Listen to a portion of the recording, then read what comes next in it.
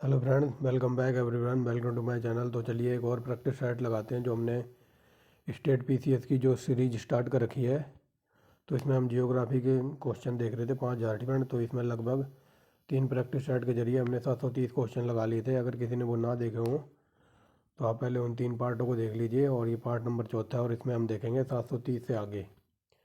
Friends, ये state PCS की series चल रही है और ऑलरेडी मैंने एंसेंट हिस्ट्री, मेडिवल हिस्ट्री और क्या कहते हैं मॉडर्न हिस्ट्री, ये सब कुछ कंप्लीट करा के बना दिए प्लेलिस्ट, और इसी वीडियो के डिस्क्रिप्शन में मिल जाएगा। आप वहाँ जाकर भी हिस्ट्री की प्रैक्टिस कर सकते हैं A1 क्वालिटी की। और यहाँ से हम जियोग्राफी कंप्लीट करेंगे। तो चलिए देखिए पहला क्वेश्चन क्या कहता है, और थोड़ा तीव्र गति से चलेंगे ठीक फ्रेंड्स। तो without wasting the time let's back down our video. और इसमें हम देखेंगे नेचुरल वेजिटेशन, यानी कि जो वन क्षेत्र वगैरह है ठीक फ्रेंड्स। तो चलिए देखिए 16 वन का संबंध कहाँ से है, तो ये हो जाएगा ऑप्शन नंबर बी, दक्षिण प्रायद्वीपीय झाड़ियों से। डिपेंड दक्षिण प्रायद्वीपीय पहाड़ियों से है 16 वन का संबंध। आगे चलिए नेक्स्ट देखिए क्या कहता है, यहाँ पर मिलान करना है। तो चलिए देखिए मिलान करते हैं। तो ये उष्ण कटिबंध कहाँ पाए वन कहाँ पाए जाएंगे, तो ये पाए जाएंगे साइलेंट वैली यानी कि चौथा। और फिर ये डिपेंड शंकु वृक्ष कहाँ पाए जाएंगे, तो ये सबको पता हुआ ये हिमालय में पाए जाते हैं, तो ये हो जाएगा दूसरा। और कक्ष वनस्पति तो ये सुंदरवन डेल्टा की साइड पाई जाएगी। और पतझड़ वन पाए जाएंगे कहाँ पर, राजस्थान में, यानी कि 1 3 डिफरेंट 42 13 है कहीं। तो ये देखिए 42 13 ऑप्शन नंबर डी में है डिफरेंट। आई होप क्लियर दिखाई दे रहा होगा। अगर मेरी आवाज़ किसी को स्लो लगे तो 1.50 या फिर 1.75 पे देखना, और 480 पिक्सल पे। नेक्स्ट देखिए, कभी कभी समाचारों में दिखाई देने वाला रेड सैंडर्स के संदर्भ में निम्नलिखित कथनों पर विचार कीजिए। तो ये रेड सैंडर्स क्या है, तो चलिए देखिए क्या है ये। तो देखिए पहला पढ़ते हैं डिपेंड। यह दक्षिण भारत में एक भाग में पाई जाने वाली एक वृक्ष की प्रजाति है डिपेंड। तो ये क्या है, रेड सेंडर क्या है, तो ये दक्षिण भारत में वृक्ष की एक प्रजाति है। दूसरा देखिए क्या कहता है, यह दक्षिण भारत के उष्ण कटिबंधीय वर्षावन क्षेत्रों में अति अति महत्वपूर्ण वृक्षों में से एक है डिपेंड। तो ये अति महत्वपूर्ण वृक्षों में से एक नहीं है, तो ऑप्शन नंबर ए हो जाएगा depend. Option number B answer है यहाँ पर देखिए, और आप यहाँ भी देख सकते हैं। और ये IAS 2016 का पूछा हुआ क्वेश्चन है। आगे चलिए, कोपेन के जलवायु के वर्गीकरण के अनुसार निम्नलिखित में से कौन सा एक उत्तर बंगाल समेत उत्तर पूर्वी भारत के लिए उपयुक्त वर्णन करता है। तो ये मैंने कई बार बता दिया, ऊपर भी दोनों सीरीज में शायद मैंने 2 पार्ट में बताया है कि जब ये उत्तर बंगाल और उत्तरी पूर्वी भारत की बात करें तो वहाँ पर आई थिंक CW वाली जलवायु होगी डिपेंड। तो ऊपर देखते हैं, ये देखिए डिपेंड्स शुष्क शीतकालीन युक्त आर्द्र उपोष्ण डिपेंड। तो ये CWG डिपेंड CWG डिपेंड। तो ये जलवायु है कहाँ की, तो ये है उत्तरी पूर्वी भारत और बंगाल की डिपेंड। ये वेरी वेरी मोस्ट इंपॉर्टेंट है, और ये क्वेश्चन HCS 2022 हरियाणा PCS में पूछा हुआ है डिपेंड। और ये देखिए यहाँ IAS में पूछा हुआ है। नेक्स्ट देखिए क्या कहता है, यदि भारत के उत्तरी पश्चिमी भाग पर मध्य शीत डिपेंड। यदि भारत के उत्तरी पश्चिमी भाग पर मध्य शीत में क्षीण उच्च दाब विकसित हो जाए तो मौसम पर क्या प्रभाव पड़ेगा। तो चलिए देखिए मौसम पर क्या प्रभाव पड़ेगा। तो पहला देखिए इस उच्च दाब के क्षेत्र से बाहर की तरफ उच्च और शुष्क हवाएं चलेंगी डिपेंड्स। और दूसरा देखिए क्या कहता है, उत्तरी मैदान ठंडा हो जाएगा। तीसरा देखिए क्या कहता है, दिन के समय झुलसाने वाली हवाएं चलेंगी डिपेंड। तो ये तो बकवास ही है। नेक्स्ट देखिए क्या कहता है, तड़ित झांझों द्वारा लाई गई मूसलाधार वर्षा होगी। तो बताइए कौन सा ऑप्शन सही हो सकता है यहाँ पे डिपेंड्स। तो आई थिंक मेरे हिसाब से पहला दूसरा सही है डिपेंड्स। यहाँ पर झुलसाने वाली हवाएं तो चलेंगी नहीं, और तड़ित झंझावार वर्षा डिपेंड्स। तो देखिए क्या है डिपेंड्स, तो देखिए मेरे हिसाब से पहला दूसरा सही है डिपेंड्स। तो ये देखिए पहला दूसरा ऑप्शन नंबर बी में ही है, और ये UPSC का पूछा हुआ क्वेश्चन है।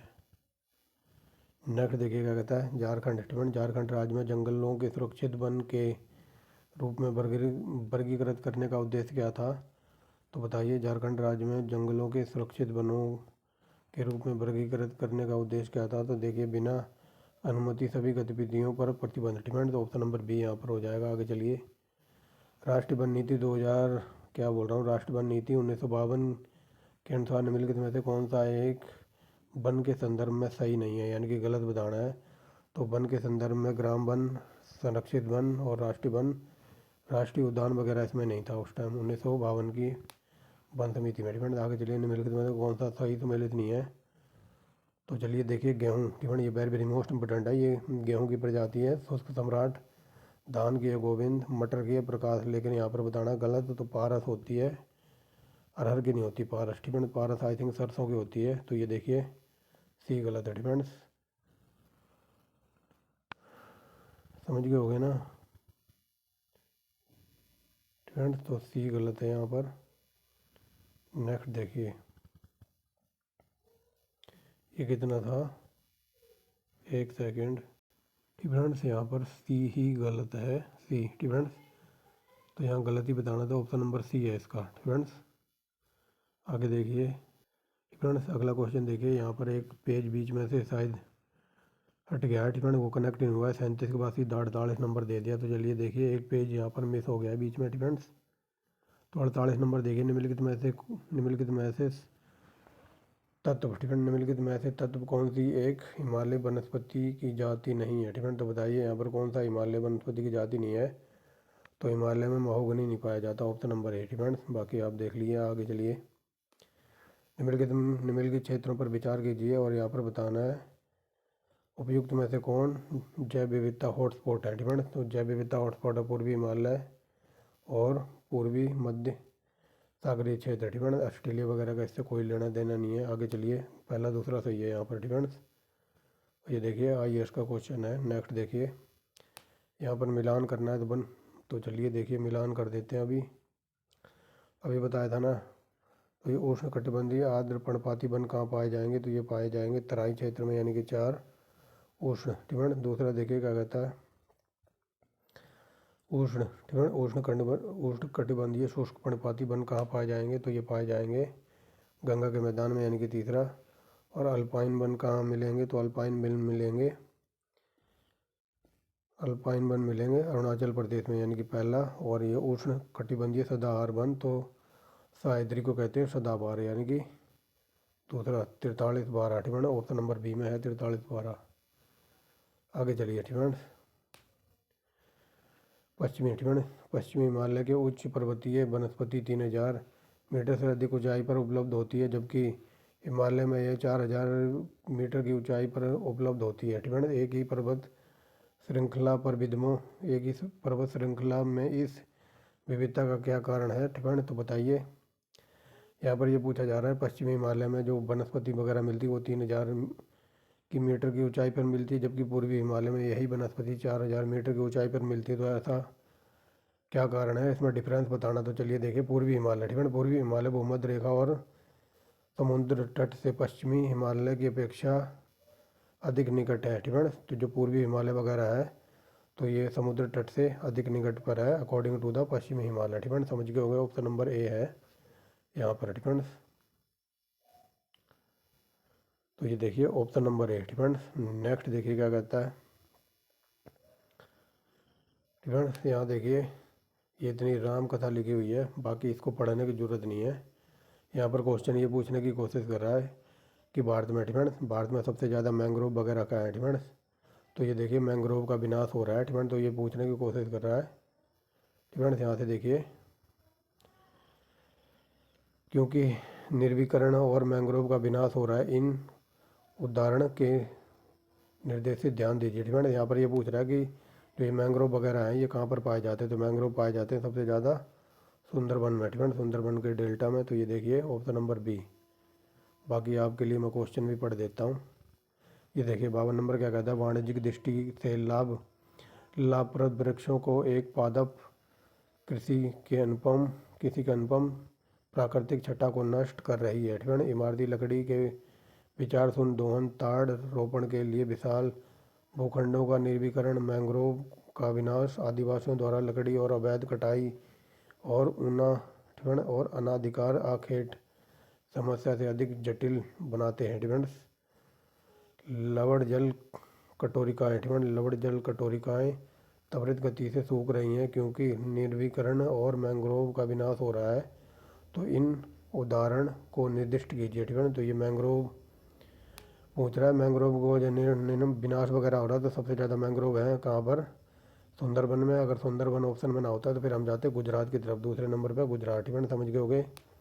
आगे चलिए, यहाँ पर बताना कौन सा सही सुमेलित है। ठीक है, तो कौन सा सही सुमेलित है, तो ये सुंदर। ठीक है, सुंदरी जो वनस्पति पाई जाती है ये पाई जाती है पश्चिम बंगाल। ठीक है, अगर पश्चिम बंगाल ऑप्शन में ना हो तो हम जाएंगे सुंदरबन डेल्टा की तरफ। ठीक है, तो ये सुंदरी वनस्पति पाई जाती पश्चिम बंगाल में। अगर ये पश्चिम बंगाल ऑप्शन में ना होता तो हम सुंदरबन डेल्टा की तरफ चलते।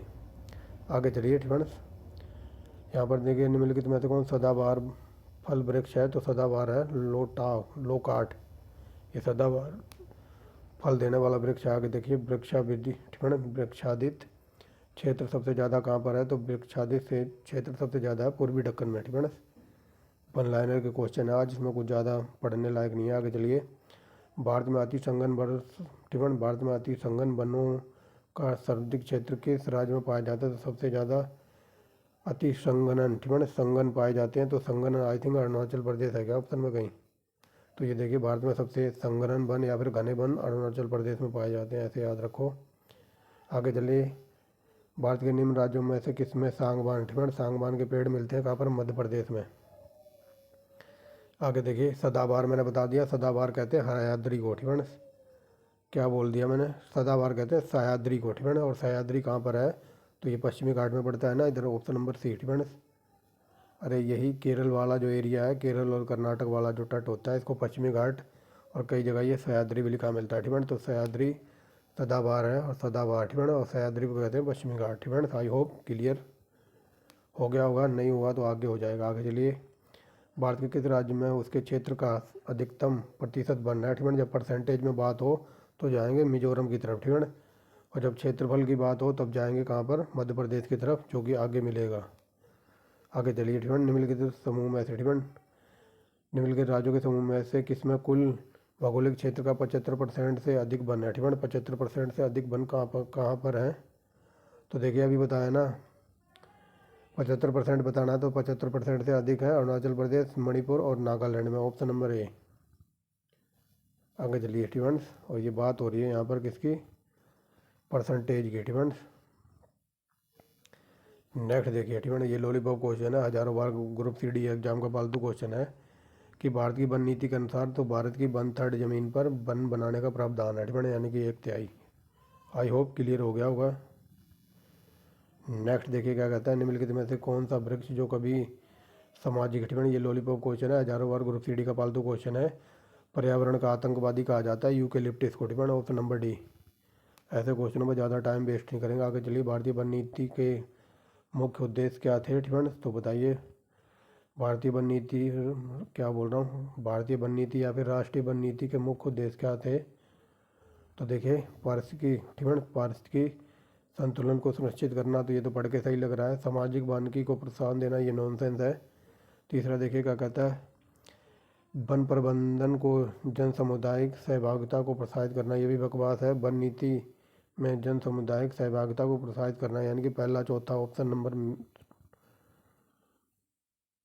सी। स्टूडेंट्स पहला चौथा बताया ना, ऑप्शन नंबर सी में है। आगे चलिए, नीलगिरी की मेघ बकरियां पाई जाती हैं, तो ऑप्शन नंबर बी एराविकुलम राष्ट्रीय पार्क में मेघ बकरियां पाई जाती हैं। आगे चलिए, भारत का। ठीक है, भारत के कुल क्षेत्रफल वनों का, भारत का कुल क्षेत्रफल में वनों का क्षेत्रफल कितना है, तो ये है 20। स्टूडेंट्स क्या बोल दिया, 22%। और ये 1900 क्या कहते हैं 1991 के अकॉर्डिंग था। स्टूडेंट्स अगर ये अब पूछ ले कि अब भारत में वनों का क्षेत्रफल कितना है, तो ये अब बढ़कर 24.56 हो गया। स्टूडेंट्स 24.56। स्टूडेंट ये उस टाइम का क्वेश्चन है जो कि काफ़ी पुराना डाटा है, लेटेस्ट बता दिया। आगे चलिए, यहाँ पर सही सुमेलित बताना है। स्टूडेंट सही सुमेलित करना है, तो चलिए देखिए कर सकते हो इसको। स्टूडेंट तो ये सागौन के वृक्ष कहाँ पाए जाएंगे, आई थिंक मध्य भारत में। स्टूडेंट्स और ये बताया ना सुंदरी। स्टूडेंट सुंदरी अगर पश्चिम बंगाल है कहीं ऑप्शन में नहीं है ना, तो पश्चिम बंगाल नहीं है, तो हम सुंदरबन की तरफ जाएंगे। तो चलिए देखते हैं। स्टूडेंट सागौन के वृक्ष कहाँ मिलेंगे, तो ये हिमालय की तराई में, यानी कि पहला देवदार। स्टूडेंट तो एक सेकेंड, स्टूडेंट क्या लगा दिया मैंने। स्टूडेंट ये सागौन के वृक्ष कहाँ मिलेंगे, सेकेंड रुको। स्टूडेंट अब चलते हैं। तो ये सही तो बता रहा हूँ फ्रेंड। सागौन के वृक्ष मिलेंगे हिमालय की तराई में यानी कि पहला। देवदार के वृक्ष मिलेंगे हिमालय के उच्च क्षेत्र में यानी कि चौथा। फ्रेंड ये चौथा है। और ये सुंदरी बता दिया, सुंदरबन में मिलेगा। अगर ये पश्चिम बंगाल होता तो ये भी काम चला देता। और ये सिनकोना के वृक्ष मिलेंगे मध्य भारत में यानी कि दूसरा। 1432 है कहीं, तो ये ऑप्शन नंबर बी में है फ्रेंड्स। 1432। और सिनकोना से बनाई जाती है क्या, कुनैन फ्रेंड्स। कुनैन बनाई जाती है सिनकोना की शाल से, जो कि मलेरिया की दवा है और हजारों बार पूछा है फ्रेंड्स। आगे चलिए।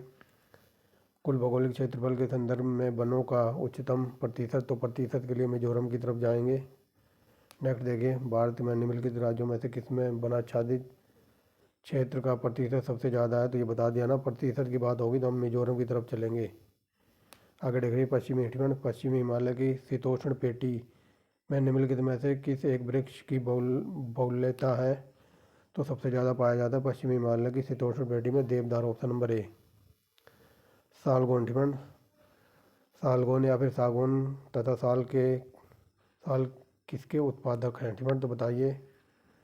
तो सागौन और साल के वृक्ष कहाँ पर मिलेंगे, ये उष्ण कटिबंधीय शुष्क पतझड़ी वनों में फ्रेंड्स। आगे देखिए, 90% से अधिक वन क्षेत्र फ्रेंड, तो ये देखिए 90% से अधिक वन क्षेत्र आच्छादित है, तो ये 90% से अधिक है अरुणाचल प्रदेश में। नेक्स्ट देखिए फ्रेंड, भारत में कुल भौगोलिक क्षेत्र का संघनन वनावरण प्रतिशत फ्रेंड, तो कुल भौगोलिक क्षेत्र का संघनन वनावरण प्रतिशत पूछा है यहाँ पर, तो चलिए देखते हैं।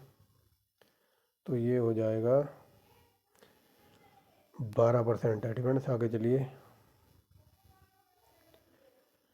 निम्नलिखित देशों में से किसमें कुल भौगोलिक क्षेत्र का 70% पर वन बनाए रखने का प्रावधान किया है, तो ऐसा किया है भूटान वालों ने।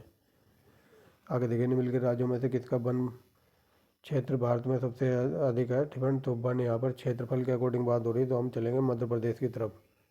नेक्स्ट देखिए, राष्ट्रीय दूर निवेदन अभिकरण के अनुसार निम्न में से किस राज्य में क्षेत्रफल का फ्रेंड, क्षेत्रफल की बात आ गई है, तो हम क्षेत्रफल का सर्वाधिक प्रतिशत फ्रेंड, सर्वाधिक प्रतिशत वनाच्छेदित है, तो ये बता दिया ना। जब परसेंटेज की बात होगी तो हम जाएंगे अरुणाचल प्रदेश की तरफ फ्रेंड्स। अगर ये पूछ ले सबसे ज़्यादा परसेंटेज वन का कहाँ पर है, फिर हम चलेंगे मिजोरम की तरफ फ्रेंड। और यहाँ मिजोरम ऑप्शन में नहीं है, बट यहाँ पर पूछा है कि सबसे ज़्यादा प्रतिशत है वनाच्छादित का फ्रेंड, तो वनाच्छादित का है 90% से ज़्यादा अरुणाचल प्रदेश में। अगर ये पूछ रहे सबसे घने वन कहाँ है, तो ये भी अरुणाचल प्रदेश। और यहाँ पर पूछा है सबसे ज़्यादा परसेंटेज वनाच्छादन का कहाँ पर है, तो ये अरुणाचल प्रदेश में। और क्षेत्रफल का पूछ रहे ओनली क्षेत्रफल के अकॉर्डिंग, फिर हम लगाएंगे किस पे, एमपी, मध्य प्रदेश फ्रेंड, समझ गए होंगे। नेक्स्ट देखिए, निम्नलिखित में से भारत के किस राज्य संघ शासित क्षेत्र भौगोलिक क्षेत्रफल का अधिकतम भाग वनाच्छादित है, तो वनाच्छादित देखिए कहाँ पर है, तो ये मिजोरम फ्रेंड्स। और यहाँ पर अरुणाचल प्रदेश ऑप्शन में नहीं है। आगे देखिए, हमारे देश में निम्नलिखित राज्यों में से किस राज्य में वन का सर्वाधिक क्षेत्र है, तो वन का सर्वाधिक क्षेत्र ये देखिए, सर्वाधिक क्षेत्र या तुम हम लगाएंगे मध्य प्रदेश। आगे देखिए, अधिपादप मुख्यतः पाए जाते हैं, तो ये पाए जाते हैं विषुवतीय वनों में। नेक्स्ट देखिए, भारतवर्ष का कितना भूभाग जंगल है फ्रेंड, तो भारत में कितने परसेंट भाग पर जंगल है, तो ये है 22.60 फ्रेंड। आगे चलिए।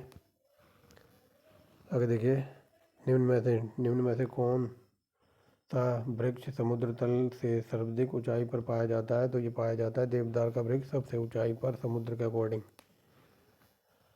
81 नंबर देखिएगा, कहते हैं निम्नलिखित में से भारत का निर्वीकरण का प्रभाव नहीं है फ्रेंड, तो निर्वीकरण को इंग्लिश में कहते हैं डिफॉरेस्टेशन फ्रेंड्स। आगे चलिए। तो कौन सा प्रभाव नहीं है, तो ये नगरीकरणीय है फ्रेंड्स, नगरीकरणीय, डिफॉरेस्टेशन का कोई प्रभाव नहीं है। आगे चलिए। भारत में फ्रेंड, भारत के किस राज्य में वन, क्या बोल रहा हूँ, भारत के किस राज्य का सर्वाधिक क्षेत्र वन आच्छादित है, तो यह है मध्य प्रदेश का फ्रेंड्स। इन ऑप्शनों के अकॉर्डिंग फ्रेंड्स, इन ऑप्शनों के अकॉर्डिंग है ये। आगे चलिए, भारतवर्ष में जंगलों का सबसे बड़ा क्षेत्र कहाँ पर है, तो ये हो जाएगा मध्य प्रदेश में।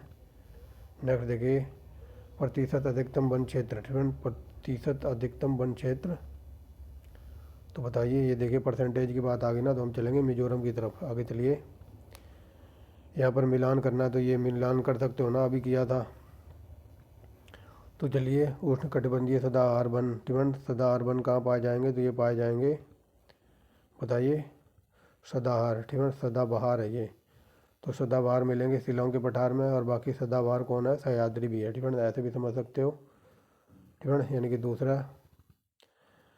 और ये मानसून वन टिवन, तो मानसून वन छोटा नागपुर के पठार में मिलेंगे, यानी कि पहला।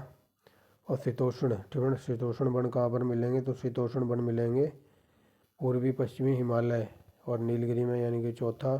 और कक्ष का रण कहाँ पर है, तो कक्ष का रण बताइए बताइए, ये मिलेगा पश्चिमी बंगाल में टिवन। कक्ष यानी कि मैंग्रोव की बात कर रहा हूँ ना, तो मैंने बताया था ना मैंग्रोव सबसे ज़्यादा है कहाँ पर, पश्चिम सुंदरबन में टिवन, नीलगिरी की पहाड़ियों पर। अगर नीलगिरी की पहाड़ियाँ ऑप्शन में ना हो तो हम फिर चलेंगे पश्चिम बंगाल की तरफ, यानी कि ऑप्शन नंबर हो जाएगा यहाँ पर सी टिवन। और ये देखिए IAS 2003-4 में पूछा हुआ है, और BPSC में भी टिवन।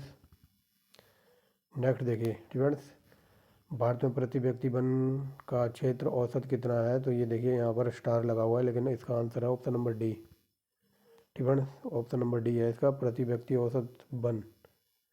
नेक्स्ट देखिए टिवन, नुकीली टिवन, किस प्रकार के मौसम में नुकीली पत्तों वाली शंकुधारी वन पाए जाते हैं, शंकुधारी वन पाए जाएंगे साइबेरिया में टिवन, जहाँ पर ठंडा इलाका होगा। आगे चलिए, भारत के कुल भौगोलिक क्षेत्र में वन क्षेत्र का कितना प्रतिशत है, तो ये हो जाएगा ऑप्शन नंबर डी टिवन, ऑप्शन नंबर डी। आगे चलिए,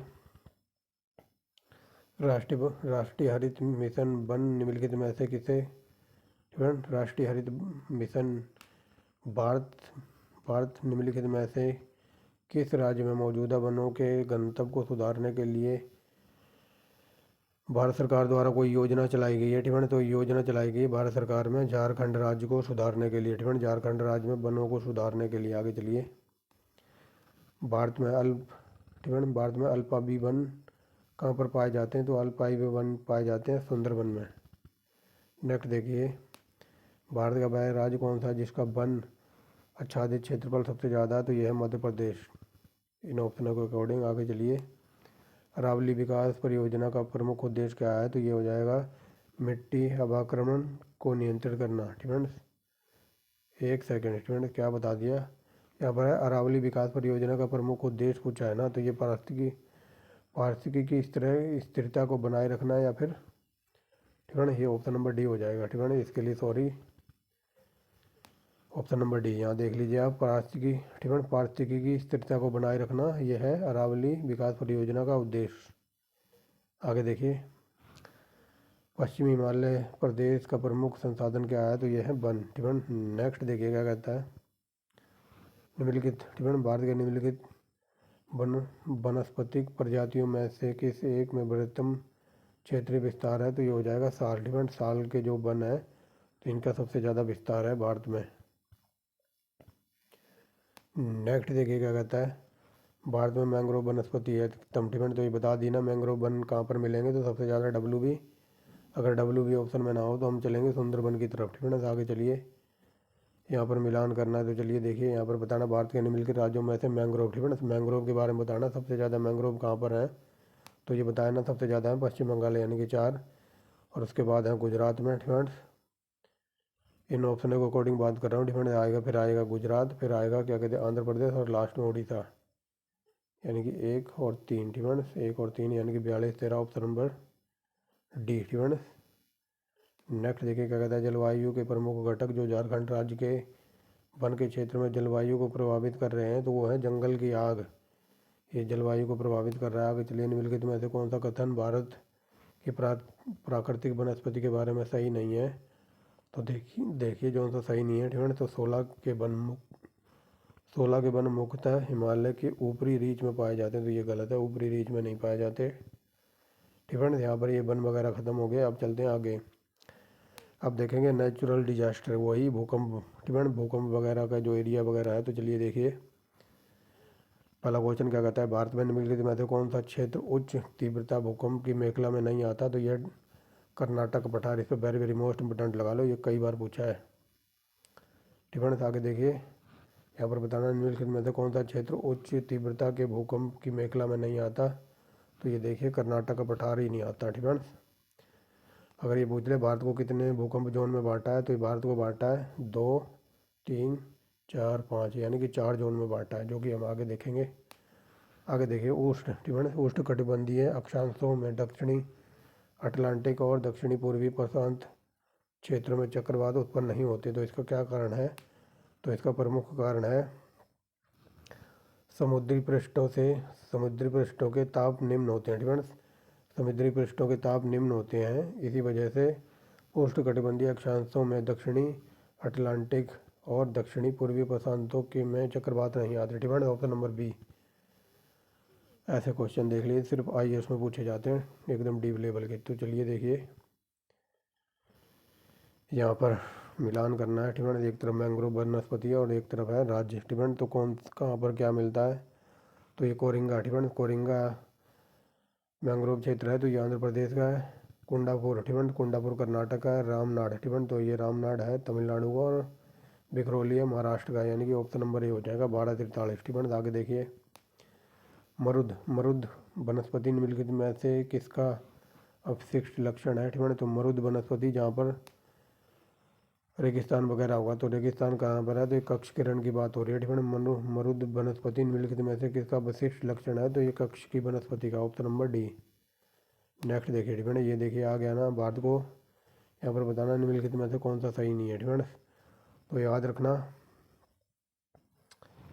जो ये है क्या कहते हैं, हैदराबाद। ठीक है, तो हैदराबाद जो भूकंप जोन वन में नहीं आता। ठीक है, हैदराबाद भूकंप जोन वन में नहीं आता। और ये भुज, ठीक है ना, ये भुज चौथे में आता है। और कई बार ये पूछ ले कि दिल्ली कौन से जोन में आता है। ठीक है ना, तो दिल्ली भी चौथे जोन में आता है, आई थिंक चौथे जोन में। और ये तमिलनाडु चेन्नई वगैरह आते हैं, ये दूसरे जोन में आते हैं। और कलकत्ता आता है तीसरे जोन में भूकंप के। ठीक है ना, याद रखना है, ये सब हम आगे देखेंगे। ये देखिए, ठीक है ना, चेन्नई मैंने दूसरे जोन में बताया ना, जम्मू कश्मीर 5वें जोन में लिख लो, और दिल्ली चौथे जोन में। ठीक है ना, कर्नाटक कोलकाता तीसरे जोन में। आगे चलिए, भूकंप के समय कौन सी तरंगें निकलती हैं? ठीक है, तो कौन सी तरंगें उद्भव होती हैं? तो ये है FSL। ठीक है ना, SFL तरंगें निकलती हैं जब भूकंप आता है। आगे चलिए, भारत में निम्नलिखित में से कौन सा क्षेत्र उच्च तीव्रता की भूकंपीय मेखला में नहीं आता? तो ये बता दिया ना, कर्नाटक का पठार। ठीक है, ये कई बार पूछा है। आगे देखिए, ठीक है, ठीक है, भारत में उपमहाद्वीपीय का उत्तर पश्चिम प्रदेश का भूकंपीय ग्रहणशील है, और इसका कारण क्या है? तो ये हो जाएगा, कई बार बता दिया, ये प्लेट टेक्टोनिक प्रक्रिया। ठीक है, प्लेट टेक्टोनिक प्रक्रिया की वजह से भारत में भूकंप वगैरह आते हैं। आगे चलिए, किसी प्रजाति, ठीक है, मान लो कोई प्रजाति है तो अपने क्षेत्र में 50 साल से दिखाई ना दे, तो समझ लेंगे वो प्रजाति मतलब लुप्त हो गई है, यानी कि ख़त्म हो गई। ठीक है, मान लो कोई विशेष टाइप का मोर है। ठीक है, अगर वो मोर उस एरिया में 50 साल तक ना दिखाई दे, तो समझ लेंगे वो मोर की प्रजाति खत्म हो गई। तो ऑप्शन नंबर डी। नेक्स्ट देखिए, ठीक है, ये कथन कारण वाला है, तो हम सीधा कथन कारण पढ़ते हैं यहाँ से। ठीक है, प्रति चक्रवाती स्थितियाँ शीत ऋतु में तब बनती हैं जब वायुमंडल दाब उच्च होता है और वायु ताप निम्न होता है। ठीक है, तो पहला सही लग रहा है, पढ़ के आगे देखिए। उत्तर भारत में शीतकालीन वर्षा निम्न तापों वाली प्रति चक्रवाती स्थितियाँ पैदा करती है, तो ऐसा कुछ नहीं है। ठीक है, यानी कि ऑप्शन नंबर हमारा ए सही है और आर है गलत। ठीक है, तो देखते हैं कहीं लिखा है ऐसा, तो ये देखिए सी में लिखा हुआ है, ए सही है आर गलत है। ठीक है,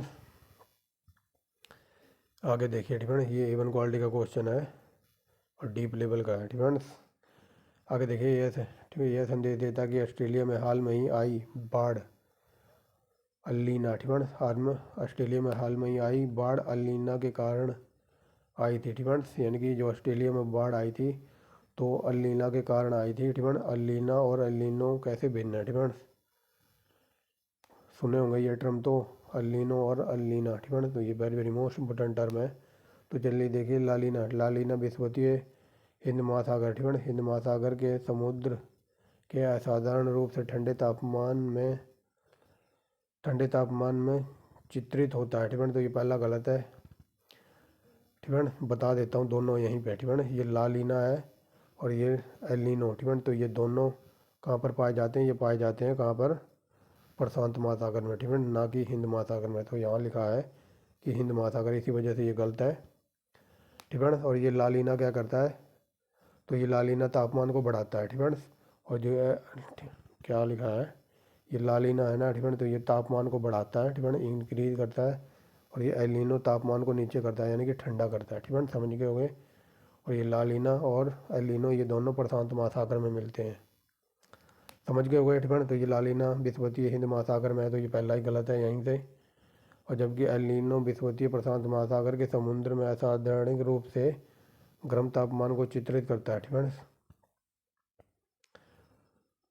तो ये तो सही था ठीक, लेकिन ये हिंद महासागर में नहीं है। आगे चलिए दूसरा देखिए क्या कहता है। अलीनो भारत का ठीक, एलिनो भारत की दक्षिणी पश्चिमी मानसून पर प्रतिकूल प्रभाव डालता है, किंतु लालीना का मानसूनी जलवायु पर कोई प्रभाव नहीं पड़ता। ये प्रभाव डालते हैं डिफेंस। तो समझ गए होगे ये दोनों ही गलत हैं, option number D.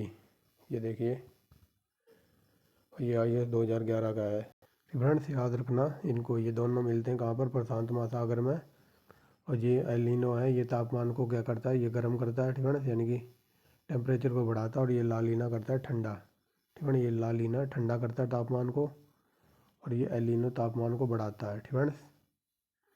Option number D हो जाएगा यहाँ पर। आगे देखिए, बंगाल की खाड़ी के तटवर्ती क्षेत्र में चक्रवात अधिक क्यों आते हैं, तो बताइए बंगाल की खाड़ी में चक्रवात अधिक क्यों आते हैं। तो ये देखिए शंकु, बंगाल की खाड़ी ठीक है, बंगाल की खाड़ी में शंक्वाकार होने के कारण बंगाल की खाड़ी में बने चक्रवात उत्तर की ओर चलते हैं ठीक है, यानी कि जो ये बंगाल की खाड़ी है, तो ये शंक्वाकार बने होने के कारण बंगाल की खाड़ी में अधिक चक्रवात आते हैं, ऐसे याद रखना। आगे देखिए, निम्नलिखित में से कौन सा भारतीय राज्य जाड़े में ठीक है, जाड़े में वर्षा शीतोष्ण उष्णकटिबंधीय चक्रवातों से प्राप्त करता है, तो जाड़े में वर्षा होती है पंजाब में ठीक है।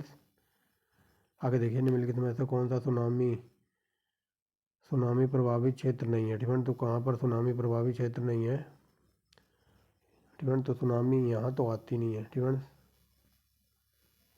आगे देखिए, बर्मा ठीक है, ये सारे ही गलत हैं, उपरोक्त में से कोई नहीं ठीक है। सुनामी कहाँ आती है, तो ये आती है चेन्नई ठीक है, चेन्नई तमिलनाडु पुदुचेरी वगैरह के इलाके में ठीक है। तो ऑप्शन नंबर यहाँ पर हो जाएगा डी ठीक है, इनमें से कोई सुनामी का क्षेत्र नहीं है। चेन्नई में ठीक है, चेन्नई के तट वगैरह पर आती है। और क्या कहते हैं, तमिलनाडु चेन्नई और ये पुदुचेरी वगैरह के इलाके में आती है सुनामी ठीक है, ये इसके क्षेत्र है।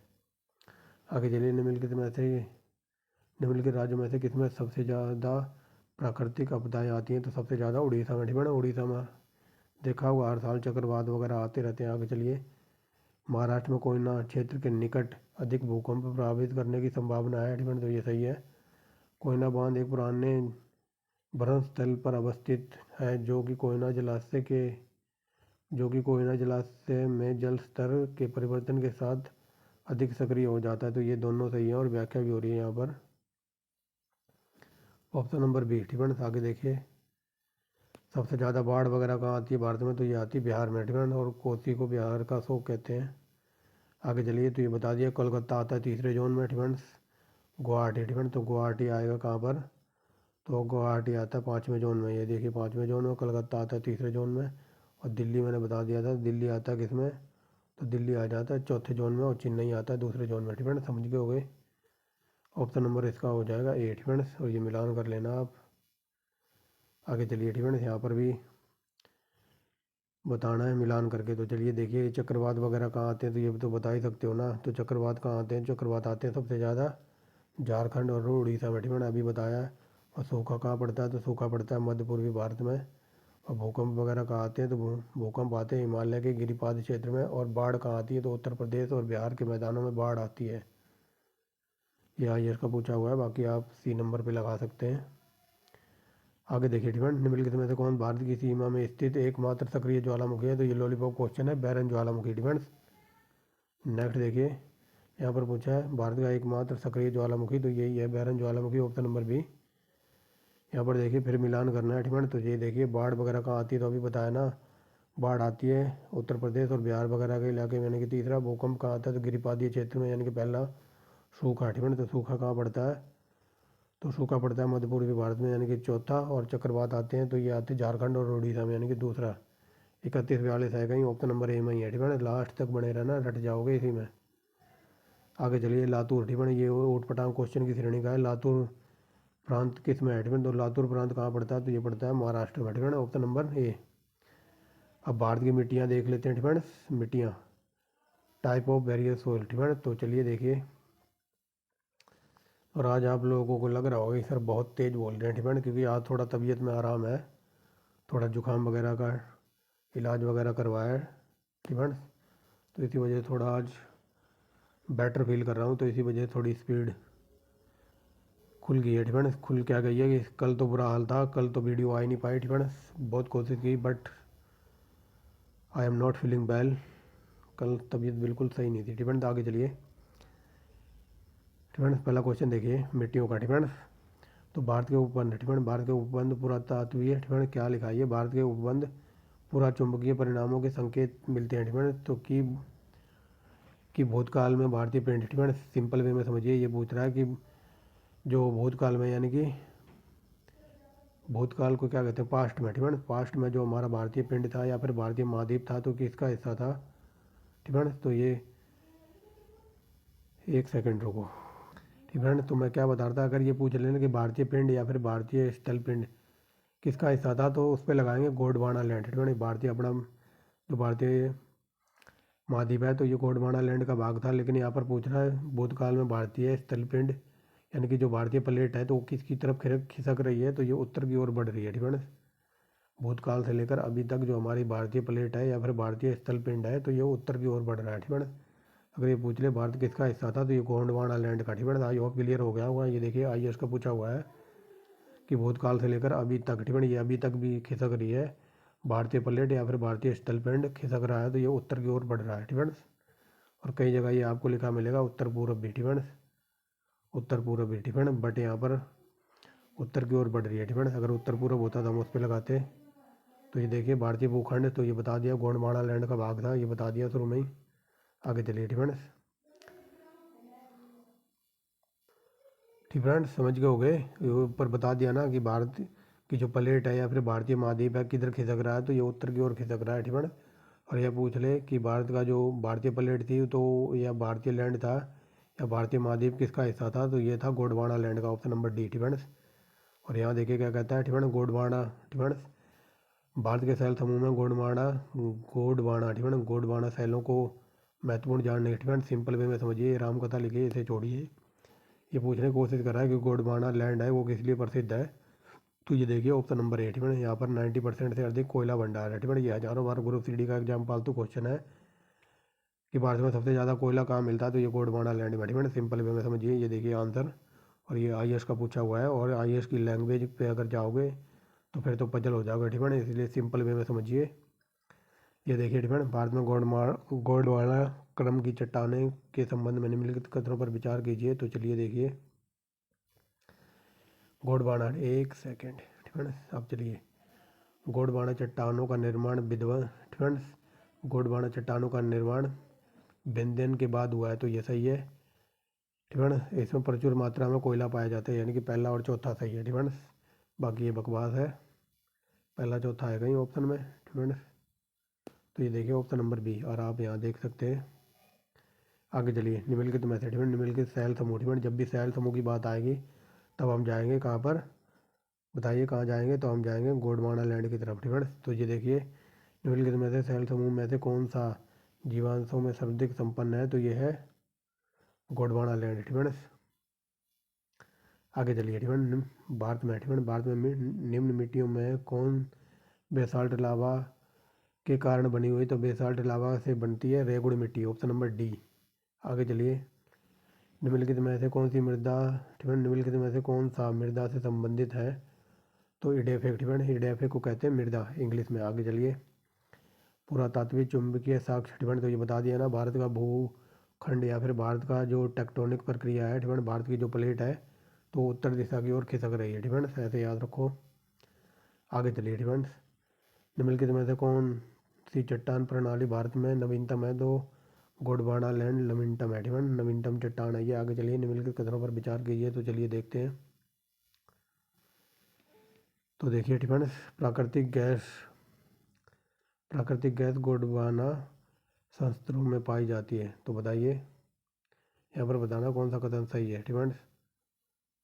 तो ये गलत है। आगे चलिए अबरख ठीक। अबरख प्रचुर मात्रा में कोडरमा में पाया जाता है, तो ये सही है ठीक। अगला देखिए धारवाड़ खनिज, धारवाड़ में तेल नहीं मिलता, यहाँ पर मिलता है A1 क्वालिटी का लोहा, ठीक है।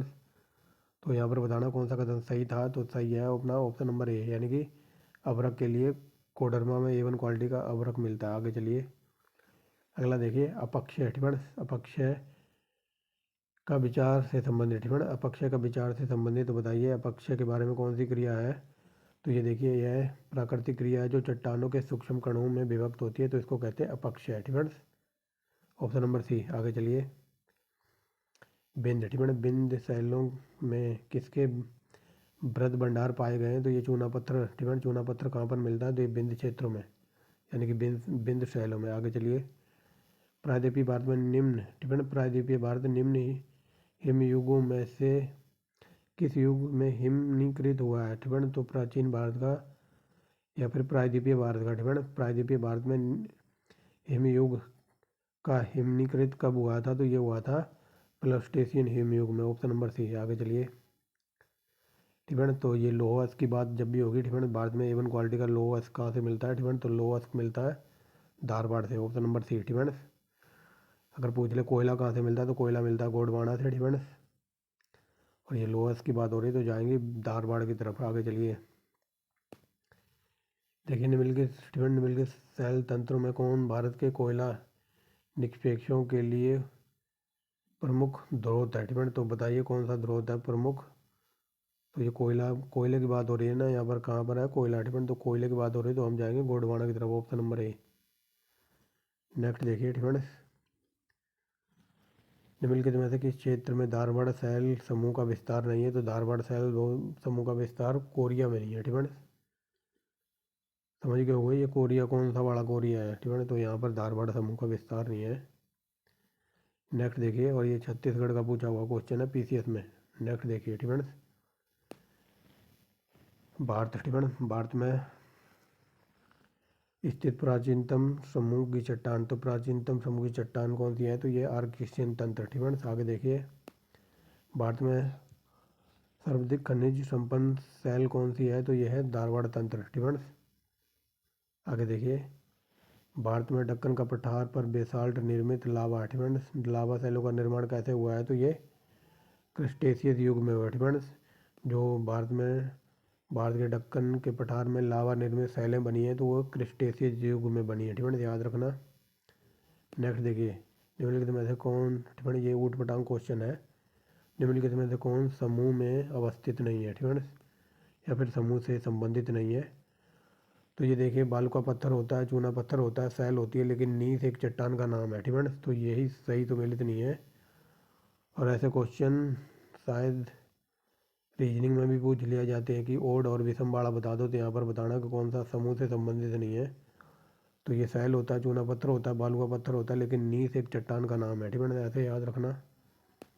आगे देखिए, कुडप्पा क्रम की चट्टानें हैं, ठीक है।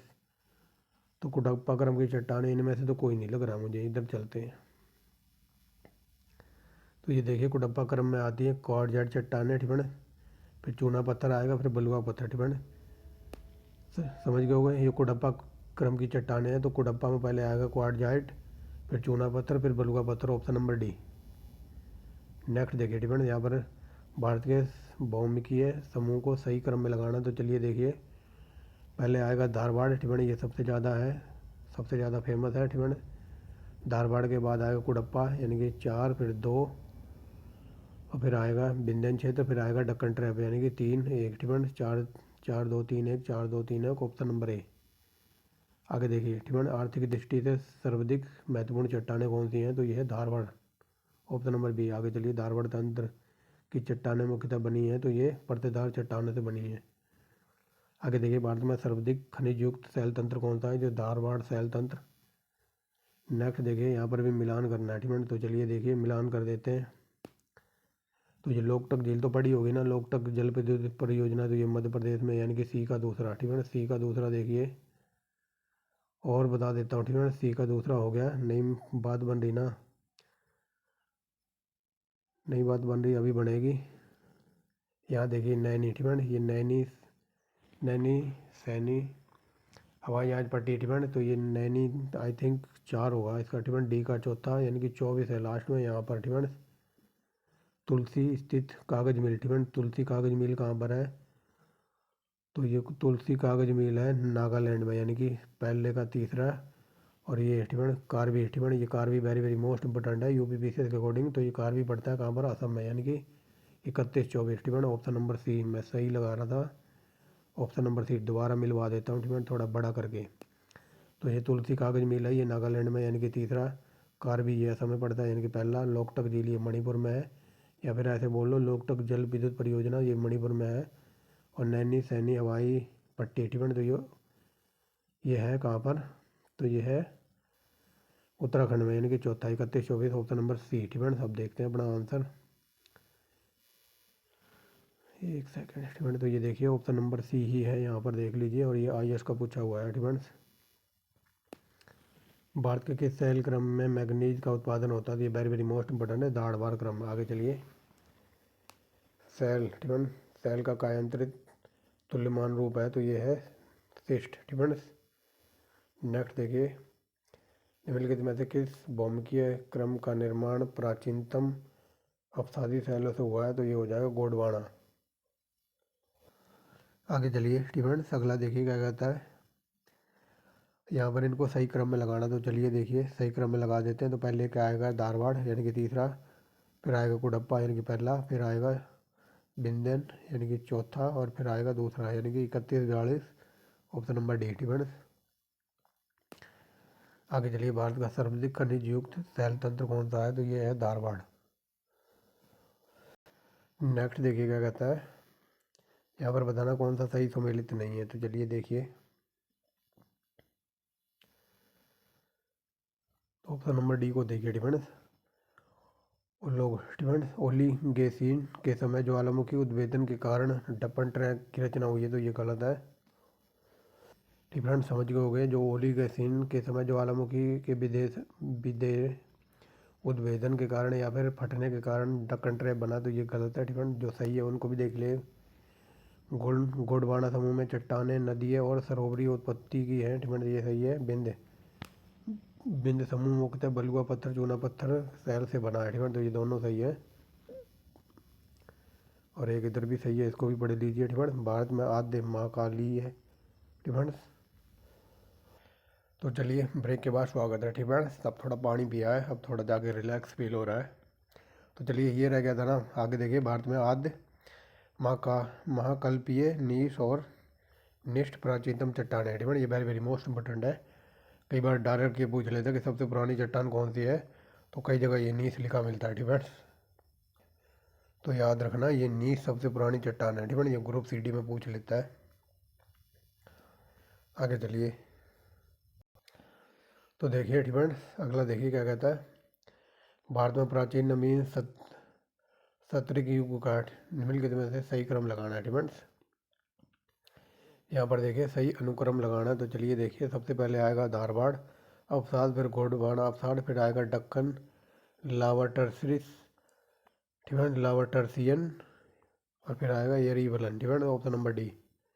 आगे देखिए, निम्नलिखित मृदाओं में कौन सी ग्रेनाइट और नाइस के अवशेष से निर्मित होती है, तो ग्रेनाइट और नाइस के से चट्टान बनती है, लैटेराइट, फिर या फिर बोल लो आप मरकला, ठीक है। आगे चलिए, भारत में निम्नलिखित में से किस एक में देश की प्राचीनतम शैल समूह है, तो ऑप्शन नंबर सी कर्नाटक में। रेगुड़ मिट्टी का दूसरा नाम है, ये वेरी वेरी मोस्ट इंपोर्टेंट है, इसको कहते हैं काली मिट्टी। जितनी बार इंपॉर्टेंट लगाया जा सके लगा लो। आगे चलिए ठीक है। यहाँ पर देखिए, किसको क्या कहते हैं, स्वतः कृषक मिट्टी कहा जाता है, यानी कि स्वतः कृषक मिट्टी किसे कहते हैं, स्वतः कृषक मिट्टी। ये वेरी वेरी मोस्ट इंपोर्टेंट है। काली मिट्टी को स्वतः कृषक मिट्टी, बिना कम जुताई वाली मिट्टी कहा जाता है इसको, ठीक है। तो देखिए काली मिट्टी है कहीं, ये देखिए ऑप्शन नंबर सी, ठीक है। डिफरेंट समझ गए होंगे। काली मिट्टी को कपास के लिए उपयोगी माना जाता है, और इसको ज़्यादा कृषि क्या कहते हैं, इसमें ज़्यादा जुताई वगैरह नहीं करनी पड़ती, इसीलिए इसको स्वतः कृषि जुताई मिट्टी कहते हैं। आगे चलिए, भारत में काली मिट्टी का उत्पादन बहुत उपयुक्त है किसके लिए, तो ये कपास की फसल के लिए, कई बार बता दिया है। आगे देखिए, निम्नलिखित ये देखिए, कम सिंचाई के लिए किसकी काली मिट्टी में कम सिंचाई बता दिया ना, ठीक है। इसमें सिंचाई बहुत कम करनी पड़ती है और कम जुताई करनी पड़ती है, इसीलिए इसको स्वतः कृषक सिंचाई वाली मिट्टी कहते हैं, ठीक है। ऑप्शन नंबर ए और ये कपास की खेती के लिए A1 क्वालिटी की है। आगे देखिए, कपास की कृषि के लिए काली मिट्टी उपयुक्त है, ये पढ़ के सही लग रहा है। इसमें जैव प्रचुर मात्रा में होते हैं, तो ये बकवास है। ठीक है, तो ये देखिए, ये सही है और गलत है। ठीक है, जैव वगैरह नहीं होते इसमें।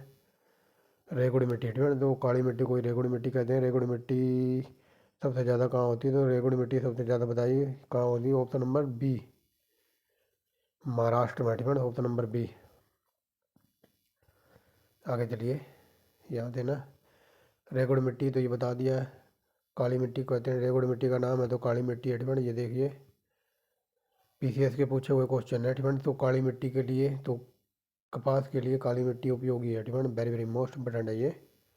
और लॉलीपॉप है। ठीक है, भारत में सबसे अधिक उपजाऊ मृदा कौन सी है, तो ये हो जाएगी जलोढ़ मृदा, ऑप्शन नंबर सी। आगे चलिए, निम्नलिखित में से किस प्रकार की मृदा की जल धारण करने की क्षमता सबसे कम होती है, तो जल धारण करने की क्षमता दोमट मिट्टी की सबसे कम है। आगे देखिए, निम्नलिखित में से भारत में कौन सा क्षेत्र मृदा अपरदन से अधिक प्रभावित है, तो मृदा अपरदन कहाँ होती है सबसे ज़्यादा, बताइए बताइए मृदा अपरदन कहाँ होगी सबसे ज़्यादा, तो ये आई थिंक चंबल घाटी। ठीक है, चंबल घाटी में मिट्टी cut cut cut cut cut cut जा रही है। आगे चलिए, ठीक है, यहाँ पर काली कपास वाली मृदाएं वर्षाहीन खेती के लिए आदर्श हैं, तो ये पढ़ के सही लग रहा है। ठीक है, तो बताइए ये सही है। ठीक है, काली कपास वाली मृदाएं वर्षाहीन खेती के लिए आदर्श है, तो ये गलत है। काली कपास वाली मृदाएं सूक्ष्म कणिक है। ठीक है, तो ये सही है। ऑप्शन नंबर ए गलत है, आर सही है। ठीक है, ये देखिए ऑप्शन नंबर डी में दिया हुआ है यहाँ पर। ठीक है, आगे चलिए, भारत में काली मिट्टियों के बारे में कौन सा कथन सही नहीं है, तो ये देखिए, ये महाराष्ट्र में मिलती है, ये सही है। बेसाल्ट लावा से बनी है ये डिफेंस। और ये स्वतः जुताई वाली मिट्टी है, कई बार बता दिया, लेकिन इसमें लोहा और ये जैव मात्रा नहीं पाई जाती, तो ऑप्शन नंबर सी गलत है। डिफेंस। आगे चलिए, गंगा के जलोढ़ मृदा की गहराई के सतह के नीचे लगभग, डिफेंस, तो ये ऑप्शन नंबर बी हो जाएगा।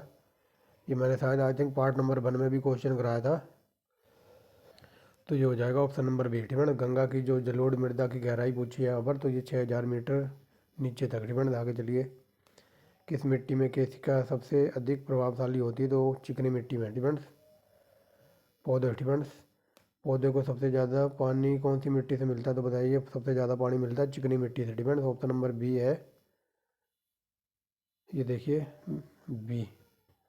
नेक्स्ट देखिए, दुमटी मिट्टी या फिर दोमट मिट्टी में मिट्टी का कौन सा कण होता है, तो ये हो जाएगा सभी प्रकार के कण होते हैं, चिकना, बालू और पंशु कण। ठीक है, ऑप्शन नंबर डी, चिकनी मिट्टी में ये सारे कण होते हैं। आगे चलिए, भारत में सबसे बड़ा मिट्टी का वर्ग है, तो ये हो जाएगा ऑप्शन नंबर डी, कछारी मिट्टी। नेक्स्ट देखिए, नदियों के किनारे के साथ साथ नवीन। ठीक है, जब भी ये नवीन की बात आएगी, यानी कि नई मृदा को कहेंगे खादर और पुरानी मृदा को कहेंगे भांगड़। ठीक है, ये वेरी वेरी मोस्ट इंपॉर्टेंट है। ये देखिए, नदियों के किनारे। ठीक है, नदियों के किनारे के साथ साथ नवीन काप द्वारा निर्मित बाढ़ के मैदान क्या कहलाता है, तो उसको कहते हैं खादर। ठीक है, नवीन माने नया, यानी कि नई मृदा को कहेंगे खादर और पुरानी को कहेंगे भांगड़। ठीक है, आगे चलिए, हिमालय की तलहटी में जलोढ़ पंखों को क्या कहते हैं, तो इसको कहते हैं भावर। आगे देखिए, काप मिट्टी पर पाई जाती है, तो काप मिट्टी नदी घाटियों में पाई जाती है, वेरी वेरी मोस्ट इंपॉर्टेंट। और ये कई जगह आपको इंग्लिश में लिखा मिलेगा एलुवियम या फिर एलुवियल सॉइल। ठीक है, आगे चलिए, भारत में कौन सी मिट्टी सर्वाधिक क्षेत्रफल पर फैली है, तो बताइए सबसे ज़्यादा कौन सी मिट्टी फैली है, तो आई थिंक लाल मिट्टी होना चाहिए, जलोढ़ मिट्टी। ठीक है, जलोढ़ मिट्टी का निर्माण सबसे ज़्यादा है 24% भाग पर इंडिया के अंदर। आगे चलिए, चंबल घाटी। ठीक है, तो चंबल घाटी में जो खो खड्डों का निर्माण किसके कारण हुआ है, तो ये अवनालिका यानी कि मृदा अपरदन के कारण खड्डे वगैरह बन गए हैं। दंडकारण्य की विशेषता क्या है, तो यहाँ पर लाल पीली मिट्टी मिलती है, दंडकारण्य प्रदेश, और ये कहाँ पर पड़ता है, तो ये छत्तीसगढ़ में मिलेगा। और ये इसका कुछ एरिया पड़ता है मध्य प्रदेश को टच करता है दंडकारण्य प्रदेश का, और मध्य प्रदेश के इधर उड़ीसा को भी कुछ एरिया टच करता है दंडकारण्य प्रदेश का, याद रखेंगे। दंडकारण्य प्रदेश की प्रमुख विशेषता क्या है, तो ये लाल पीली मिट्टी यहाँ पर मिलती है। आगे चलिए, छत्तीसगढ़ के अधिकांश भाग में, तो ये देखिए यहाँ पर दंडकारण्य नहीं लिखा है, यहाँ पर लिख दिया छत्तीसगढ़। तो छत्तीसगढ़ में क्या मिलेगी, तो छत्तीसगढ़ में मिलती है लाल पीली मृदा। ठीक है, यहाँ पर लाल है तो हम लाल से काम चलाएंगे। आगे चलिए, चाय की खेती के लिए कौन सी मिट्टी सबसे ज़्यादा उपयोगी मानी जाती है, तो ये भूरी, लाल और पीली मृदा। ठीक है, A1 क्वालिटी का क्वेश्चन है ये। आगे देखिए, गंगा के भांगड़ गंगा के भांगड़ मैदान में मिट्टी पाई जाती है तो ये हो जाएगा बाढ़ के द्वारा निर्मित सीमाओं के ऊपर। ठीक है, गंगा गंगा घाटी में भांगड़ मिट्टी पाई जाती है तो बाढ़ के वर्तमान सीमाओं के ऊपर पाई जाती है मिट्टी। लेटराइट मिट्टी कहाँ पर मिलती है तो ये मिलती है महाराष्ट्र में। ठीक है, महाराष्ट्र। आगे चलिए, लेटराइट मिट्टी की प्रधानता कहाँ पर है तो ये मालवा के पठार तटीय प्रदेश में। आगे चलिए, निम्नलिखित में से कौन सा एक मृदा स्वरूप लोहे का अतिरेक होने के कारण अनुवर होता जा रहा है। ठीक है, यहाँ पर ये पूछिए, यहाँ पर पूछने की कोशिश कर रहा है लेटराइट। ठीक है, यहाँ पर ये क्वेश्चन पूछने की कोशिश कर रहा है कि मृदा के प्रारूप लोहे का अतिरेक होने के कारण अनुवर होता जा रहा है, यानी कि जो ये मैदान वगैरह है तो ये अनु उर्वरक होता जा रहा है। तो ऐसा कौन है तो ये लेटराइट मृदा। ठीक है, इसकी वजह से इनको कष्ट हो रहा है। ठीक है, आगे चलिए, निम्नलिखित में से कौन सा कथन लेटराइट मिट्टी के बारे में सही नहीं है तो देखिए, इसमें चूना पत्थर पाया जाता है, ऐसा कुछ नहीं है। ठीक है, ये देखिए यहाँ से, ये बहुत ही अलवणीय मिट्टियाँ होती हैं, ये आर्द्र और अनवर्तीय प्रदेशों में पाई जाती हैं, ये इनकी उर्वरता कम होती है, ये सही है, लेकिन इसमें चूना पत्थर नहीं मिलता। ठीक है, ऑप्शन नंबर डी गलत है। आगे चलिए, यहाँ पर बताना लेटराइट मिट्टी के बारे में कौन सा कथन सही है तो ये समानता लाल रंग की होती है तो ये पढ़ के ही सही लग रहा है। इसमें नाइट्रोजन पोटास होता है तो ये बकवास लिखा हुआ है। ये राजस्थान और उत्तर प्रदेश में इनका अच्छा विकास हुआ है तो ये भी बकवास है। और लेटराइट मिट्टी में पैटिकोया और काजू की फसल होती है। डिपेंड्स, यानी कि पहला और चौथा है, कहीं पहला और चौथा ऑप्शन नंबर सी में दिया हुआ है, यहाँ देख लीजिए। और ये IAS 2013 का क्वेश्चन है। डिपेंड्स, आई होप क्लियर हो रहा होगा। आगे चलिए, लेटराइट मृदा का उत्पादन होता है तो ये कैसा होता है, निक्षालन और ऑक्सीकरण के द्वारा। आगे चलिए, निम्न कथनों पर विचार कीजिए, यहाँ पर बताना कौन सा कथन सही है तो चलिए देखिए कौन सा कथन सही है। मृदा अपरदन को रोकने के लिए नियंत्रण करना चंबल घाटी परियोजना का उद्देश्य में से एक है, ये सही है। जवाहर सागर, ठीक, जवाहर सागर बांध का निर्माण नर्मदा, क्या बोल रहा हूँ, ठीक, यहाँ से देखें, मृदा अपरदन को रोकना और नियंत्रण करना चंबल घाटी। ठीक है, मैं नर्मदा बोलने जा रहा हूँ। ठीक है, तो ये मृदा अपरदन को रोकना चंबल घाटी परियोजना जो चली थी उसका उद्देश्य था, ये सही है। और गांधी, क्या बोल रहा हूँ, जवाहर सागर बांध तो ये चंबल घाटी पर बना है तो ऑप्शन नंबर सी, ये दोनों सही है। ठीक है, अभी थोड़ी देर में नर्मदा को भी देखेंगे। ठीक है, नर्मदा वगैरह सब कुछ दूसरे पार्ट में कंप्लीट करा दिया। आगे चलिए, लेटराइट मिट्टियों को बनाने के लिए निम्नलिखित में से कौन सा कथन, ठीक है, लेटराइट मिट्टियों को बनने के निम्नलिखित प्रकार प्रदेशों में कौन सा सहायक है तो ये हो जाएगा उच्च वर्षा और उच्च तापमान प्रदेश, यानी कि ऑप्शन नंबर ए। आगे देखिए, लेटराइट मिट्टी या फिर लेटराइट मृदाएं रंग में लाल तथा गठन में स्थूल होती हैं तो ऐसा किस कारण होता है, कारण नहीं बताना, यहाँ पर कथन कारण वाला ही क्वेश्चन है। ठीक है, तो ये पहला बताइए सही है तो पहला सही है। ठीक है, कारण देखिए क्या कहता है, प्रचुर, ठीक है, प्रचुर फास्फोरिक अम्ल। ठीक है, तो फास्फोरस वगैरह इसमें कुछ नहीं मिलता, ऑप्शन नंबर सी है। ठीक है, ये देखिए ए सही है और गलत है। लेटराइट मृदा में ना तो नाइट्रोजन फास्फोरस वगैरह कुछ नहीं मिलता। ठीक है, इतना याद रखना। आगे चलिए, ठीक है, भारत में कौन सा मृदा प्रारूप लोहे के अतिरेक, ठीक है, ये देखिए लोहे के जो अधिक उपयोग वगैरह होता जा रहा है जिसके कारण से ये बंजर होते जा रहे हैं तो ये अभी बताया था ना, लेटराइट मृदा की बात हो रही है। ठीक है, तो ये देखिए भारत में कौन कौन सी मृदा प्रारूप लोहे के अतिरेक होने के कारण बंजर होता जा रहा है तो ये है लेटराइट, ऑप्शन नंबर डी, ये देखिए डी। आगे चलिए, ठीक है, भारत में सर्वाधिक क्षारीय क्षेत्र पाया जाता है तो ये उत्तर प्रदेश का जो तराई मैदान है उसमें। आगे चलिए, लावा मिट्टी पाई जाती है तो ऑप्शन नंबर सी, मालवा के पठार में। नेक्स्ट देखिए, निम्नलिखित में से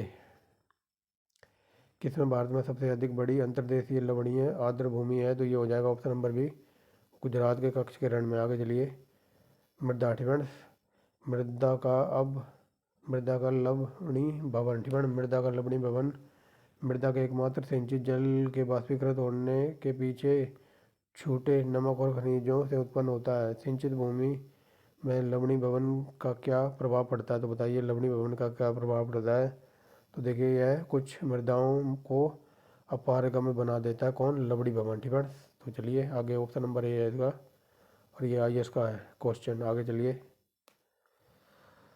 भारत में लेटराइट मिट्टी के बारे में कौन सा कथन सही नहीं है, ठीक है। तो लेटराइट मिट्टी के बारे में तो ये बता दिया ना, इसमें ना तो लोहा मिलेगा और ना ही नाइट्रोजन मिलेगा, ऑप्शन नंबर सी ये सही है, ठीक है। यहाँ पर बताना था कौन सा कथन सही नहीं है, ठीक है। तो मैंने बताया ना तो इसमें लेटराइट मिट्टी में लोहा मिलेगा, नाइट्रोजन वगैरह कुछ नहीं मिलेगा, तो ऑप्शन नंबर सी हमारा आंसर हो जाएगा। आगे चलिए। तो देखिए कथन कारण वाला क्या क्वेश्चन कहता है, भारत में वन क्षेत्र के ह्रास में भारत का जननांकीय संक्रमण का प्रत्यक्ष संबंधित रहा है, तो ये सही है। कारण देखिए क्या कहता है, वन क्षेत्र और जनसंख्या वृद्धि प्राय नकारात्मक संबंध होता है, तो ये दोनों सही लग रहे हैं, ठीक है। तो ये ऑप्शन नंबर बी है, यहाँ पर व्याख्या भी कर रहा है, ठीक है, ऑप्शन नंबर बी। आगे देखिए क्या कहता है, किसी शुष्क प्रदेश में बृहद सारे जलोढ़ शंकुओं से सम्मिलित होने से बना निरपेक्षण क्या कहलाता है, तो ये कहलाता है बालसोन, ठीक है। बहुत सारे जलोढ़ शंकुओं से बनने वाला निरपेक्षण कहलाता है बालसोन। नेक्स्ट देखिए, मिट्टी में खारापन और क्षारीयता की समस्या से समाधान करने के लिए उसमें जिप्सम मिलाना चाहिए, ठीक है। कई बार पूछा ये ग्रुप 3D एग्जाम का पालता क्वेश्चन है कि मिट्टी में क्षारीयता की समस्या को ख़त्म करने के लिए जिप्सम मिलाना चाहिए उसमें। आगे देखिए, तेजाबी मिट्टी को कृषि योग्य बनाने के लिए तो उसमें लाइम मिलाना चाहिए, ठीक है। मतलब किसी मिट्टी में तेजाबी मिट्टी है तो उसमें कृषि योग्य बनाने के लिए लाइम यानी कि लाइम मिलाना चाहिए। आगे चलिए, भारत में लवणीय मृदा का सर्वाधिक क्षेत्रफल कहाँ पर है, तो यह है गुजरात में, गुजरात के कक्षीकरण में। आगे चलिए, पश्चिमी राजस्थान की मिट्टियों में किस प्रकार की मृदा मिलेगी, पश्चिमी राजस्थान की बात हो रही है ना, तो ये ऑप्शन नंबर ए ही हो जाएगा, ठीक है ना, ऑप्शन नंबर ए मेरे अकॉर्डिंग। तो ये देखिए ए ही है और ये IAS का पूछा हुआ क्वेश्चन है, ठीक है। आगे चलिए, भारत के कुछ भागों में यात्रा करते समय आप देखेंगे कहीं पर मिट्टी लाल है, ठीक है। तो इसके लाल रंग होने का क्या कारण है, तो option number A ferric oxide की कमी, फेरिक ऑक्साइड इसमें प्रेजेंट होता है, यानी कि फेरिक ऑक्साइड की विद्वानता के कारण मिट्टी का रंग लाल होता है, और ये देखिए IAS का क्वेश्चन है। आगे चलिए, मृदा संरक्षण के संदर्भ में विचार कीजिए और यहाँ पर बताना कौन कौन सी विधियाँ हैं, ठीक है। तो मृदा संरक्षण के लिए तो चलिए देखिए, सस्या ठीक है, सस्या परिवर्तन, फसलों की हेर फेर, ठीक है, सिंपल वे में समझिए। तो चलिए ठीक है, यहाँ देना, तो यहाँ पर बताना मृदा संरक्षण के लिए क्या क्या करना चाहिए। ये करना चाहिए सस्या बर्तन, ठीक है। ये बर्ड आपको दुखी कर रहा होगा, इसे छोड़ दीजिए। मान लो एक खेत है, तो खेत में आप गेहूँ उगाते रहोगे, हर मतलब एक साल में कुछ नहीं उगाया, गेहूँ तीनों चारों फसल गेहूँ की कर दी, तो इस वजह से मृदा संरक्षण नहीं होगा, मतलब खेत की जो मिट्टी वगैरह है तो उसकी उर्वरकता कम हो जाएगा। इसीलिए कह रहा है कि फसलों का हेर फेर, मतलब मान लो एक गेहूं की फसल कर दी, फिर आलू कर दिया, फिर मक्का कर दिया, ऐसे फसलों की हेर फेर करके अदल बदल करके फसलें बोनी चाहिए ताकि मिट्टी की उर्वरकता ख़त्म ना हो, ठीक है। तो ये पहला सही है। बालू, ठीक है, बालू की बाढ़ से मृदा संरक्षण का कोई लेना देना नहीं है, यानी कि दूसरा गलत है, ठीक है। अब दूसरा गलत है तो पहला नहीं होगा, ना ही बी होगा और ना ही डी होगा, तो अपना आंसर होगा ऑप्शन नंबर सी, ठीक है। आगे देखिए, वेदिका, ठीक है, वेदिका निर्माण करना चाहिए, एक सेकंड रुको, ठीक है। तो ये सही हो जाएगा, वेदिका निर्माण और वायुरोध, ठीक है, यानी कि ऑप्शन नंबर सी, ये सारा सही है बी को छोड़ के। आगे चलिए, मरुस्थल क्षेत्रों में जल ह्रास को रोकने के लिए निम्नलिखित में से कौन सा पर्ण रूपांतरित होता है, तो ये बताइए कौन सा पर्ण रूपांतरित होता है, कठोर और मोमी पर्ण, लघु पर्ण और अथवा पर्णहीनतापन, और पर्ण और जगह जगह कांटे, ठीक है। तो ये सारे सही हैं, ऑप्शन नंबर डी, ठीक है। जब भी मरुस्थल यानी कि रेगिस्तान की बात आ गई तो वहाँ कांटेदार वनस्पति मिलती है, तो कांटेदार वनस्पति जरूर मिलेगी आपको वहाँ पर, ठीक है। तो ये तीनों सही है। आगे चलिए, ठीक है, चंबल घाटी में खड्डे, ठीक है। तो ये खड्डे वगैरह चंबल घाटी में किस लिए बन गए, तो ये अवनालिका के कारण, ठीक है, अवनालिका के कारण। और ये देखिए IAS में 2-3 बार पूछ लिया यही क्वेश्चन। भारत में मृदा अपक्षय की समस्या से संबंधित, ठीक है, तो बताइए भारत में मृदा अपरदन की समस्या क्यों हो रही है, तो सबसे ज़्यादा बरसात, ठीक है, जब बारिश वगैरह होती है तो मिट्टी उखड़ उखड़ के जाती है, और दूसरा सबसे मेन कारण है अति चराव, मतलब ये जानवर वगैरह चरते हैं ना, तो ये मिट्टी को उखाड़ कर रख देते हैं, यानी कि बी और डी, ऑप्शन नंबर डी, ठीक है। ज़्यादा से ज़्यादा वर्षा हो रही है, इसकी वजह से मृदा अपरदन हो रहा है और पशु वगैरह अपने पैरों से अपने मुंह से उखाड़ के रख देते मिट्टी। आगे चलिए। हिमालय टिबन हिमालय प्रदेश हिमालय की मिट्टियों में ह्यूमस प्रचुर मात्रा में पाया जाता है, तो बताइए। ये हिमालय में नहीं पाया जाता, हिमालय की मिट्टियों में। आगे चलिए। कारण क्या कहता है, हिमालय में सर्वाधिक वन क्षेत्र हिमालय में सर्वाधिक क्षेत्र वन आच्छादित है, तो बताइए ये सही है, तो ये सही है टिबन। ए गलत है और आर सही है, ये ऑप्शन नंबर डी में लिखा हुआ है टिबन। आगे चलिए। ह्यूमस टिबन, तो ह्यूमस उदाहरण है किसका, ह्यूमस उदाहरण है, तो ये हो जाएगा ऑप्शन नंबर सी, जैविक क्लोराइड का। आगे देखिए। भारत में निम्नलिखित में से किस क्षेत्र में मृदा अपरदन की गंभीर समस्या है, तो ये हो जाएगा ऑप्शन नंबर ए। ये कई बार बता दिया टिबन, शिवालिक पहाड़ियों के पाद क्षेत्र में। आगे चलिए। 17वां नंबर क्या कहता है, भारतीय मृदाओं में जिस सूक्ष्म तल की सबसे ज़्यादा कमी है, तो वो कौन सा है, तो ये जस्ता। आगे देखिए। यहाँ पर बताना है लाल मिट्टी के बारे में कौन सा कथन सही है, तो चलिए देखते हैं। लाल मिट्टी के बारे में कौन सा कथन सही है, तो यहाँ पर लाल मिट्टी में लोह यौगिकों से समृद्ध होता है, तो ये सही है ऑप्शन नंबर सी। और ये यूपीएससी का पूछा हुआ क्वेश्चन है, ये देखिए। एक सेकंड, ये देखिए टिबन।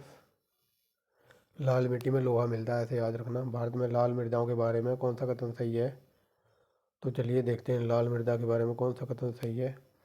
तो लाल मृदा, उसमें फेरिक ऑक्साइड के कारण उसका रंग लाल होता है, तो ये सही है। लाल मृदा टिबन, लाल मृदाओं में ह्यूमस पोटासियम ये नहीं पाया जाता है, पोटास वगैरह टिबन बे बेसरंध्र होती हैं, ठीक है ना, बेसरंध्र होती हैं और उनकी संरचना चूर्णशील होती है, तो ये पहला तीसरा सही है। आगे देखिए। यहाँ पर बताना कौन सा सही सुमेलित है, तो चलिए देखिए। लाल मिट्टी टिबन अत्यधिक निक्षालन होता है, टिबन लाल मिट्टी में अत्यधिक निक्षालन होता है, तो पहला ही सही है। आगे देखिए। यहाँ पर बताना कौन सा सही सुमेलित नहीं है टिबन, तो ये लेटराइट मिट्टी पंजाब में नहीं मिलती टिबन, रेगुड़ मिट्टी महाराष्ट्र में, जलोढ़ मिट्टी उत्तर प्रदेश में, लाल पीली मिट्टी छत्तीसगढ़ में टिबन, जो कि हम ऊपर देख चुके हैं। आगे चलिए। पैडाजोल क्या है, तो ये हो जाएगा ऑप्शन नंबर ए, कोणधारी वन प्रदेशों में पाई जाने वाली मिट्टी को कहते हैं पैडाजोल। मृदा संबंध में यहाँ पर बताना कौन सा कथन सही है, तो चलिए देखिए कौन सा कथन सही है। तो देखिए पहला क्या कहता है, जलोढ़ मृदा नाइट्रोजन से संबंधित है, गलत है। आगे देखिए। काली मृदा में लोहा चूर्ण, ये बकवास लिखा हुआ है। आगे चलिए। एक सेकेंड। काली मृदा में लोहे और चूर्ण से समृद्ध होती है, परंतु नाइट्रोजन से हीन होती है, ठीक है ना, ये सही है। काली मृदा में लोहा मिलता है, चूना मिलता है, लेकिन नाइट्रोजन नहीं मिलता, तो ये सही है, ठीक है। आगे चलिए। तीसरा क्या कहता है, लैटेराइट मृदा में लोहा एल्यूमिनियम से समृद्ध होती हैं, परंतु नाइट्रोजन और पोटेशियम से हीन होती हैं, लैटेराइट मृदा, तो ये सही है, तो ये भी सही है, ठीक है। दूसरा तीसरा सही है, ठीक है। यहाँ पर देख लीजिए। काली मृदा में लोहा मिलता है, चूना मिलता है, लेकिन नाइट्रोजन नहीं मिलता, और लैटेराइट मृदा में एल्यूमिनियम होता है, ठीक है, और लोहा होता है, लेकिन नाइट्रोजन और पोटेशियम नहीं होता है, ठीक है। याद रखना, ये कई बार उलझा देता है यहाँ से, और यूपीएससी यहाँ से आपको उलझा सकती है। ये ऑप्शन नंबर सी हो जाएगा, ठीक है।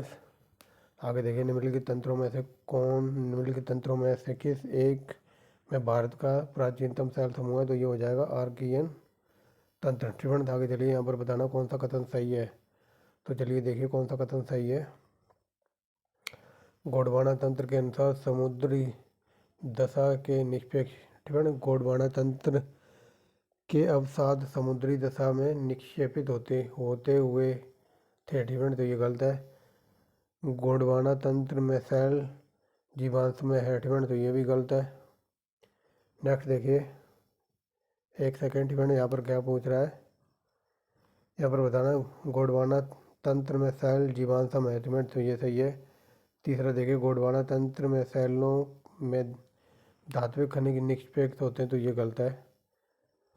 और चौथा देखिए। गोंडवाना निष्पेक्ष अपभ्रंशी द्रोणिका में हुए हैं, ठीक है, तो ये सही है, यानी कि दूसरा और चौथा। आगे देखिए। रेगुड़ मृदा किसकी कृषि के लिए A1 क्वालिटी की है, तो ये रेगुड़ मृदा यानी कि काली मिट्टी है कपास के लिए। आगे देखिए। यहाँ पर मिलान करना है, ठीक है, तो देखिए यहाँ पर बताना है सही कथन, ठीक है। तो सही कथन ठीक है ना, इनकी आयु के अकॉर्डिंग इनको लगाना है। तो इनकी आयु के अकॉर्डिंग सबसे पुराना है अरावली ठीक है ना, और फिर उसके बाद धारवाड़, फिर कडप्पा और फिर बिंद। ऑप्शन नंबर ए ठीक है। समझ गए होंगे इनकी आयु के क्रम में। और मैंने बताया था ना, जहाँ भी ये प्राचीन वर्ड आ जाए तो अरावली सबसे प्राचीन है ठीक है ना, तो ऑप्शन नंबर ए है। ये देखिए ऑप्शन नंबर ए ठीक है। अब चलते हैं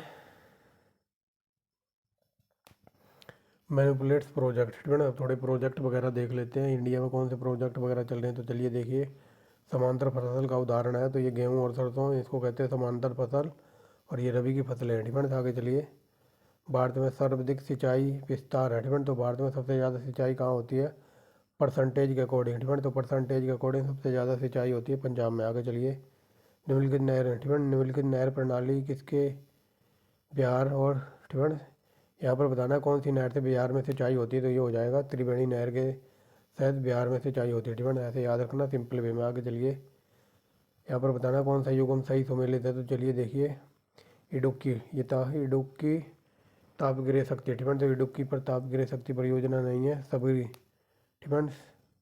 यहाँ पर बताना है सबरीगिरी, तो ये सबरीगिरी पर चल रही है जल विद्युत परियोजना, घाट प्रवाह पर चल रही है सिंचाई परियोजना, और रामगंगा पर चल रही बहुउद्देशीय परियोजना, यानी कि ऑप्शन नंबर बी ठीक है, पहला गलत है। आगे चलिए, और इडुक्की परियोजना किस नदी पर है, तो ये आई थिंक पेरियार नदी पर है, जो कि हम आगे देखेंगे। यहाँ पर बताना है ठीक है, यहाँ पर बताना है एक तरफ मृदा है और दूसरी तरफ प्रदेश है, कौन से प्रदेश में कौन सी मृदा पाई जाती है, तो चलिए देखिए ठीक फ्रेंड्स। तो चलिए देखिए, लाल मृदा ठीक है, लाल मृदा और दुमटी मृदा कहाँ पाई जाती है, तो इसके लिए हमें इधर चलना होगा फ्रेंड्स। तो चलिए देखते हैं फ्रेंड्स, ये हो गए 3 ऑप्शन इसके इधर है और एक उधर है ठीक है। तो चलिए देखिए, लाल और दोमटी मृदा कहाँ कहाँ मिलती है, तो लाल मृदा नागालैंड और अरुणाचल प्रदेश, और मिलती कहाँ पर, सह्याद्री में ठीक है, यानी कि पहला का पहला ठीक है, पहले का पहला। आगे चलिए, कैल्शियम ठीक है, कैल्शियम ही संयोजनी मृदा कहाँ पर मिलती है, तो कई कैल्शियम संयोजनी मृदा मिलेगी आपको पंजाब हरियाणा वाले इलाके में, यानी कि पंजाब हरियाणा और मालवा, यानी कि पहले का पहला था और बी का था तीसरा ठीक है। धूसर और भूरी मृदा कहाँ मिलेगी, धूसर और भूरी मृदा मिलेगी गुजरात और समीपस्थ क्षेत्र में, यानी कि गुजरात के आसपास के क्षेत्र में, यानी कि दूसरा। और लेटराइट मृदा कहाँ मिलेगी, तो लेटराइट मृदा मिलेगी पश्चिमी घाट और पूर्वी घाट पर ठीक है, क्या बोल दिया, पश्चिमी घाट और पश्चिमी भाग में, यानी कि चौथा। 13-24 है कहीं स्टूडेंट्स, 13-24 ऑप्शन नंबर बी देखिए, 13-24 स्टूडेंट्स।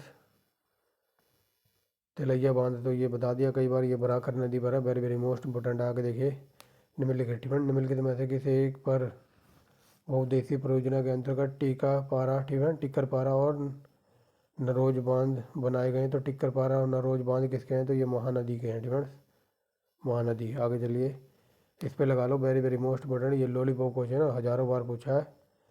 हीराकुंड बांध, तो ये महानदी पर है, ये देखिए हीराकुंड बांध महानदी पर ठीक है। आगे चलिए, कोटेश्वर बांध, तो वो ये कोटेश्वर बांध भागीरथी पर बनाया गया है। आगे चलिए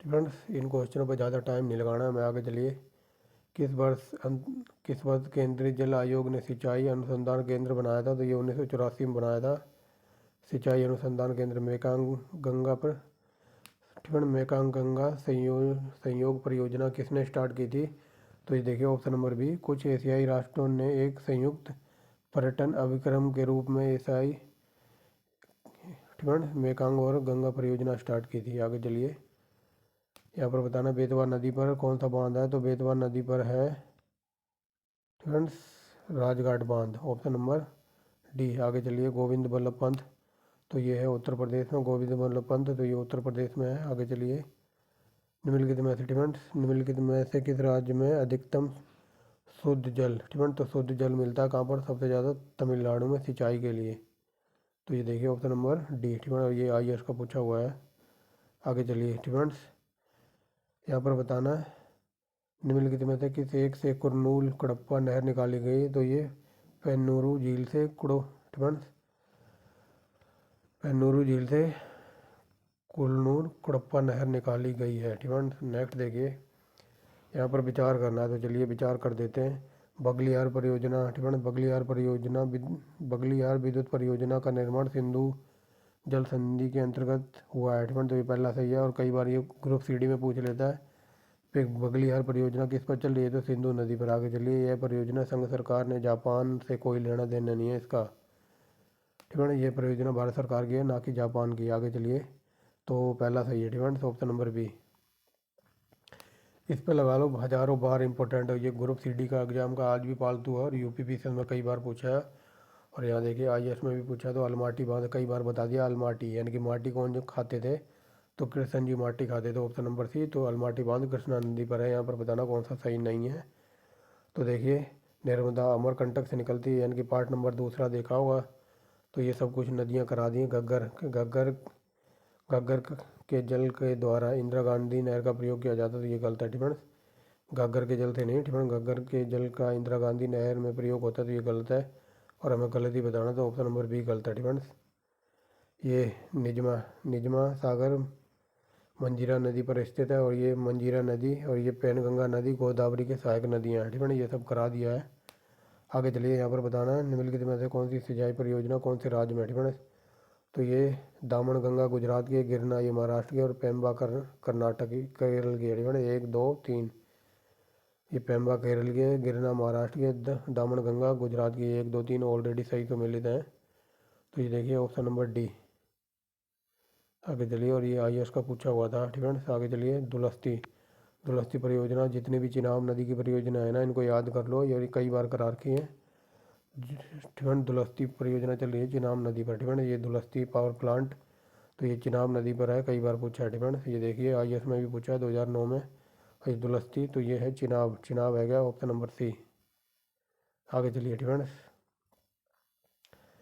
यहाँ पर बताना कौन सा एक सही सुमेलित नहीं है ठीक है। तो कादाना परियोजना ये पंचमहल में है, बारगी परियोजना तो ये जबलपुर में है, पोचमपाद परियोजना तो ये गुंटूर में नहीं है, मालप्रभा परियोजना ये बेलगांव में ठीक है। ये 2008 का क्वेश्चन है, जो कि ये वेरी वेरी मोस्ट इम्पोर्टेंट। आगे चलिए, निम्नलिखित में दामोदर नदी से किस नहर को निकाला गया, तो बताइए। ये एडन नहर ठीक है, वेरी वेरी मोस्ट इम्पोर्टेंट। आगे चलिए, दामोदर घाटी निगम की स्थापना हुई थी 1948 में। नेक्स्ट देखिए, यहाँ पर विचार करना है, बताना कौन सा कथन सही है। तो चलिए देखिए कौन सा कथन सही है। दामोदर घाटी स्वतंत्र ठीक है, दामोदर घाटी निगम स्वतंत्र भारत की प्रथम बहुउद्देशीय परियोजना थी, ये सही है। दामोदर घाटी निगम में विद्युत ऊर्जा घर भी सम्मिलित है, तो ये दोनों सही है ठीक है। पढ़ के दोनों सही लग रहे हैं, तो ऑप्शन नंबर सी। और ये आईएएस का पूछा हुआ है। आगे चलिए, गांधी सागर बांध, तो ये चंबल नदी पर है ठीक है। आगे चलिए ठीक है, गांधी सागर बांध तो ये चंबल नदी परियोजना के अंतर्गत बनाया गया है, इसे याद रख सकते हो। आगे चलिए, सरदार सरोवर परियोजना से लाभान्वित होने वाले राज्य कौन कौन से हैं, तो ये हो जाएगा गुजरात, महाराष्ट्र, मध्य प्रदेश और राजस्थान। आगे चलिए, टिहरी बांध, तो टिहरी बांध बना हुआ है भागीरथी और बिलांगना नदी के संगम पर ठीक है, याद रखना। टिहरी बांध बना हुआ है कहाँ पर, तो इनमें से कोई आंसर नहीं है ठीक है। टिहरी बांध कहाँ पर है, तो रथी ठीक है, भागीरथी पर है ठीक है टिहरी बांध, याद रखना। तो ये देखिए यहाँ पर लगा हुआ है स्टार ठीक है। अब देख लेते हैं ठीक है, टिहरी बांध का निर्माण उत्तरांचल प्रदेश में किया गया है, तो कहाँ पर, तो ये भागीरथी नदी पर ठीक है। आगे देखिए, टिहरी पनबिजली कॉम्प्लेक्स, तो ये भागीरथी पर बनाया गया, ऑप्शन नंबर ए ठीक है ना, ऑप्शन नंबर ए। इस पर लगाओ, वेरी वेरी मोस्ट इंपोर्टेंट, हजारों बार बताया है कि महाभारत में होते थे कृष्ण और अर्जुन, तो ये अर्जुन सागर बांध, तो ये कृष्णा नदी पर है, ऑप्शन नंबर सी ठीक है ना, ऐसे याद कर सकते हो। ये देखिए कितनी बार पूछा है, अर्जुन सागर बांध, तो ये कृष्णा नदी पर है, ऑप्शन नंबर डी ठीक है ना। सरदार सरोवर बांध, तो ये नर्मदा नदी पर है, कई बार बता दिया है। सरदार सरोवर बांध परियोजना से लाभान्वित होने वाले राज्य कौन कौन से हैं, तो बताइए। सरदार सरोवर बांध परियोजना से कौन कौन से राज्य लाभ उठा रहे हैं ठीक है ना, तो बता सकता कोई, तो ये हो जाएगा ऑप्शन नंबर बी ठीक है ना, बी ही है, गुजरात, महाराष्ट्र, मध्य प्रदेश और राजस्थान। देखिए, सरदार सरोवर परियोजना किस नदी पर है, तो ये नर्मदा नदी पर। आगे देखिए, ये देखिए नागार्जुन साहब, तो अर्जुन साहब के साथ कौन थे, तो अर्जुन जी के साथ थे कृष्ण ठीक है। और ये कहाँ पर बांध है, तो ये आंध्र प्रदेश में ठीक है। ऐसे याद रखना। ये पूछ ले नागा अर्जुन सागर बांध कौन सी नदी पर है, तो अर्जुन के साथ रहते थे कृष्ण जी, ठीक है। और कृष्ण ने अपनी शक्ति से सबको कर दिया था अंधा, यानी कि आंध्र प्रदेश में है, ठीक है। तो ये नागार्जुन सागर बांध कहाँ पर है, तो ये आंध्र प्रदेश में है, क्योंकि कृष्ण जी ने सबको अंधा कर दिया था अपनी शक्ति से, ठीक है। नागार्जुन सागर बांध तो ये देखिए कृष्णा नदी पर है, ठीक है। नागार्जुन सागर बांध तो ये आंध्र प्रदेश में है, ठीक है। ऐसे याद कर लो मेरी तरह, लंबे समय तक याद रहेगा। आगे चलिए, नागार्जुन सागर बांध बना हुआ है तो ये कृष्णा नदी पर। नागार्जुन परियोजना तो ये कृष्णा नदी पर, देखिए कितनी बार पूछा है, आईएएस में भी पूछ रखा है इसको, तो ठीक है याद रख लो। आगे चलिए, ठीक है। भारत में, ठीक है, निम्न ताप भारत में निम्न ताप उष्मीय लवणीकरण सिद्धांत पर आधारित प्रतिदिन 1 लाख लीटर लवण जल उत्पादन के लिए प्रथम लवणीकरणीय संग्रहालय कहाँ पर बनाया गया था, तो ये बनाया गया था कावारती। और ये देखिए आईएएस का क्वेश्चन है। नेक्स्ट देखिए, नागार्जुन सागर तो ये बता दिया है, आंध्र प्रदेश में है। नागार्जुन सागर बांध स्थित है तो ये आंध्र प्रदेश में है। ये देख लीजिए कितनी बार पूछा है, ठीक है। नागार्जुन सागर बांध तो ये आंध्र प्रदेश में है। ये देखिए उत्तराखंड वालों ने तो लगातार 2 साल पूछा है, 6 और 7 में प्री में। तो ये देखिए बिहार वालों के पूछ रहे थे, ठीक है। नागार्जुन सागर बांध तो ये बता दिया कृष्णा नदी पर है। अब चलते हैं, ठीक है। तो ये सुलई नदी पर कौन सी परियोजना चल रही है, तो सुलई नदी बताइए कौन सी परियोजना। सुलई नदी, एक सेकंड रुको, यहाँ पर पूछ रहा है सुलई नदी परियोजना कहाँ पर है, तो यह है एचपी, ठीक है, यानी कि हिमाचल प्रदेश में है सुलई नदी परियोजना। यहाँ पर बताना कौन सा सही सुमेलित नहीं है, तो नागार्जुन सागर बांध हजारों बार बता दिया इसी वीडियो में, तो ये है कृष्णा नदी पर, ठीक है। बाकी आप सरदार सरोवर परियोजना नर्मदा नदी, नांगल परियोजना सतलज नदी और हीराकुंड बांध महानदी। तो आई होप क्लियर हो रहा होगा। आगे चलिए, यहाँ पर बताना है मिलान करना है, तो चलिए मैटूर, ठीक है। तो ये मैटूर कहाँ पर पड़ता है, ये पड़ता है तमिलनाडु में, यानी कि पहले का पहला। मयूराक्षी परियोजना तो ये बंगाल में चल रही है, यानी कि तीसरा। नागार्जुन तो ये तो बता ही सकते हो आंध्र प्रदेश में, यानी कि दूसरा। और हीराकुंड है उड़ीसा, यानी कि महानदी, यानी कि 13-24 ऑप्शन नंबर बी। आगे चलिए, ठीक है। तलैया बांध तो ये बराकर नदी पर है, पहला ही गलत है और यहाँ पर गलत ही बताना था, ठीक है। तो ये सारे कृष्णा नदी पर है, अर्जुन सागर, नागार्जुन सागर, कृष्णा नदी, महात्मा गांधी तो ये चंबल नदी, सरदार तो ये नर्मदा नदी। Friends I hope understand clear हो रहा होगा। आगे चलिए, यहाँ पर बताना भारत में वर्तमान विद्युत उत्पादन संबंधित निम्नलिखित में से कौन सा कथन सही है, ठीक है। तो यहाँ पर बताना सही उत्तर देना। तो चलिए देखिए, अधिष्ठापित विद्युत उत्पादन क्षमता तो ये बहुत ही ज़्यादा है, ठीक है। 10,000 तो बहुत ज़्यादा है, ये गलत है, ठीक है। विद्युत उत्पादन क्षमता 600 अरब किलोवाट, ठीक है, 600 अरब किलोवाट है, ठीक है। तो ये दूसरा सही लग रहा है, तो ऑप्शन नंबर ए, ठीक है। ये 10,000 मेगावाट तो ये तो सुन के ही अजीब लग रहा है, ठीक है। तो दूसरा सही है, ऑप्शन नंबर ए। आगे चलिए, रंजीत सागर बांध तो ये रा से बनेगा रंजीत और रा से बनेगा रावी, ऑप्शन नंबर डी है क्या कहीं, ओ वाह डी यहाँ पर है। आगे देखिए, भारत में किस राज्य में सबसे ज़्यादा सिंचाई नलकूपों से होती है, तो सबसे ज़्यादा ट्यूबवेलों से सिंचाई होती है उत्तर प्रदेश में। आगे चलिए, उत्तर प्रदेश और मध्य प्रदेश की संयुक्त सरकार राजघाट नदी सिंपल वे में समझिए। ये पूछ रहा है कि जो राजघाट बांध है तो ये बेतवा नदी पर है और इस बांध से उत्तर प्रदेश और मध्य प्रदेश की सरकार को लाभ हो रहा है, ठीक है। ऐसे सिंपल वे में समझो। आगे चलिए, ठीक है। निम्नलिखित नदी घाटी परियोजनाओं में से किस एक का लाभ एक से अधिक राज्य ले रहे हैं, तो यह है चंबल घाटी परियोजना। आगे चलिए, मीठे पानी की कल्पसर परियोजना कहाँ पर है, तो यह है गुजरात में। नेक्स्ट देखिए क्या था, भारत में माला नहर तंत्र प्रस्तावित किया गया है, तो ये है, ठीक है। भारत में माला नहर तंत्र का प्रस्तावित किया था किसने, तो ये दिनेशा जे दस्तूर ने किया था, ऑप्शन नंबर ए, ठीक है। ये उस टाइम का करंट अफेयर का क्वेश्चन होगा। तुलवुल परियोजना तो ये लॉलीपॉप क्वेश्चन है, ये झेलम नदी पर है, तो ये देखिए तुलवुल परियोजना, ठीक है। तो ये झेलम नदी पर है, ठीक है।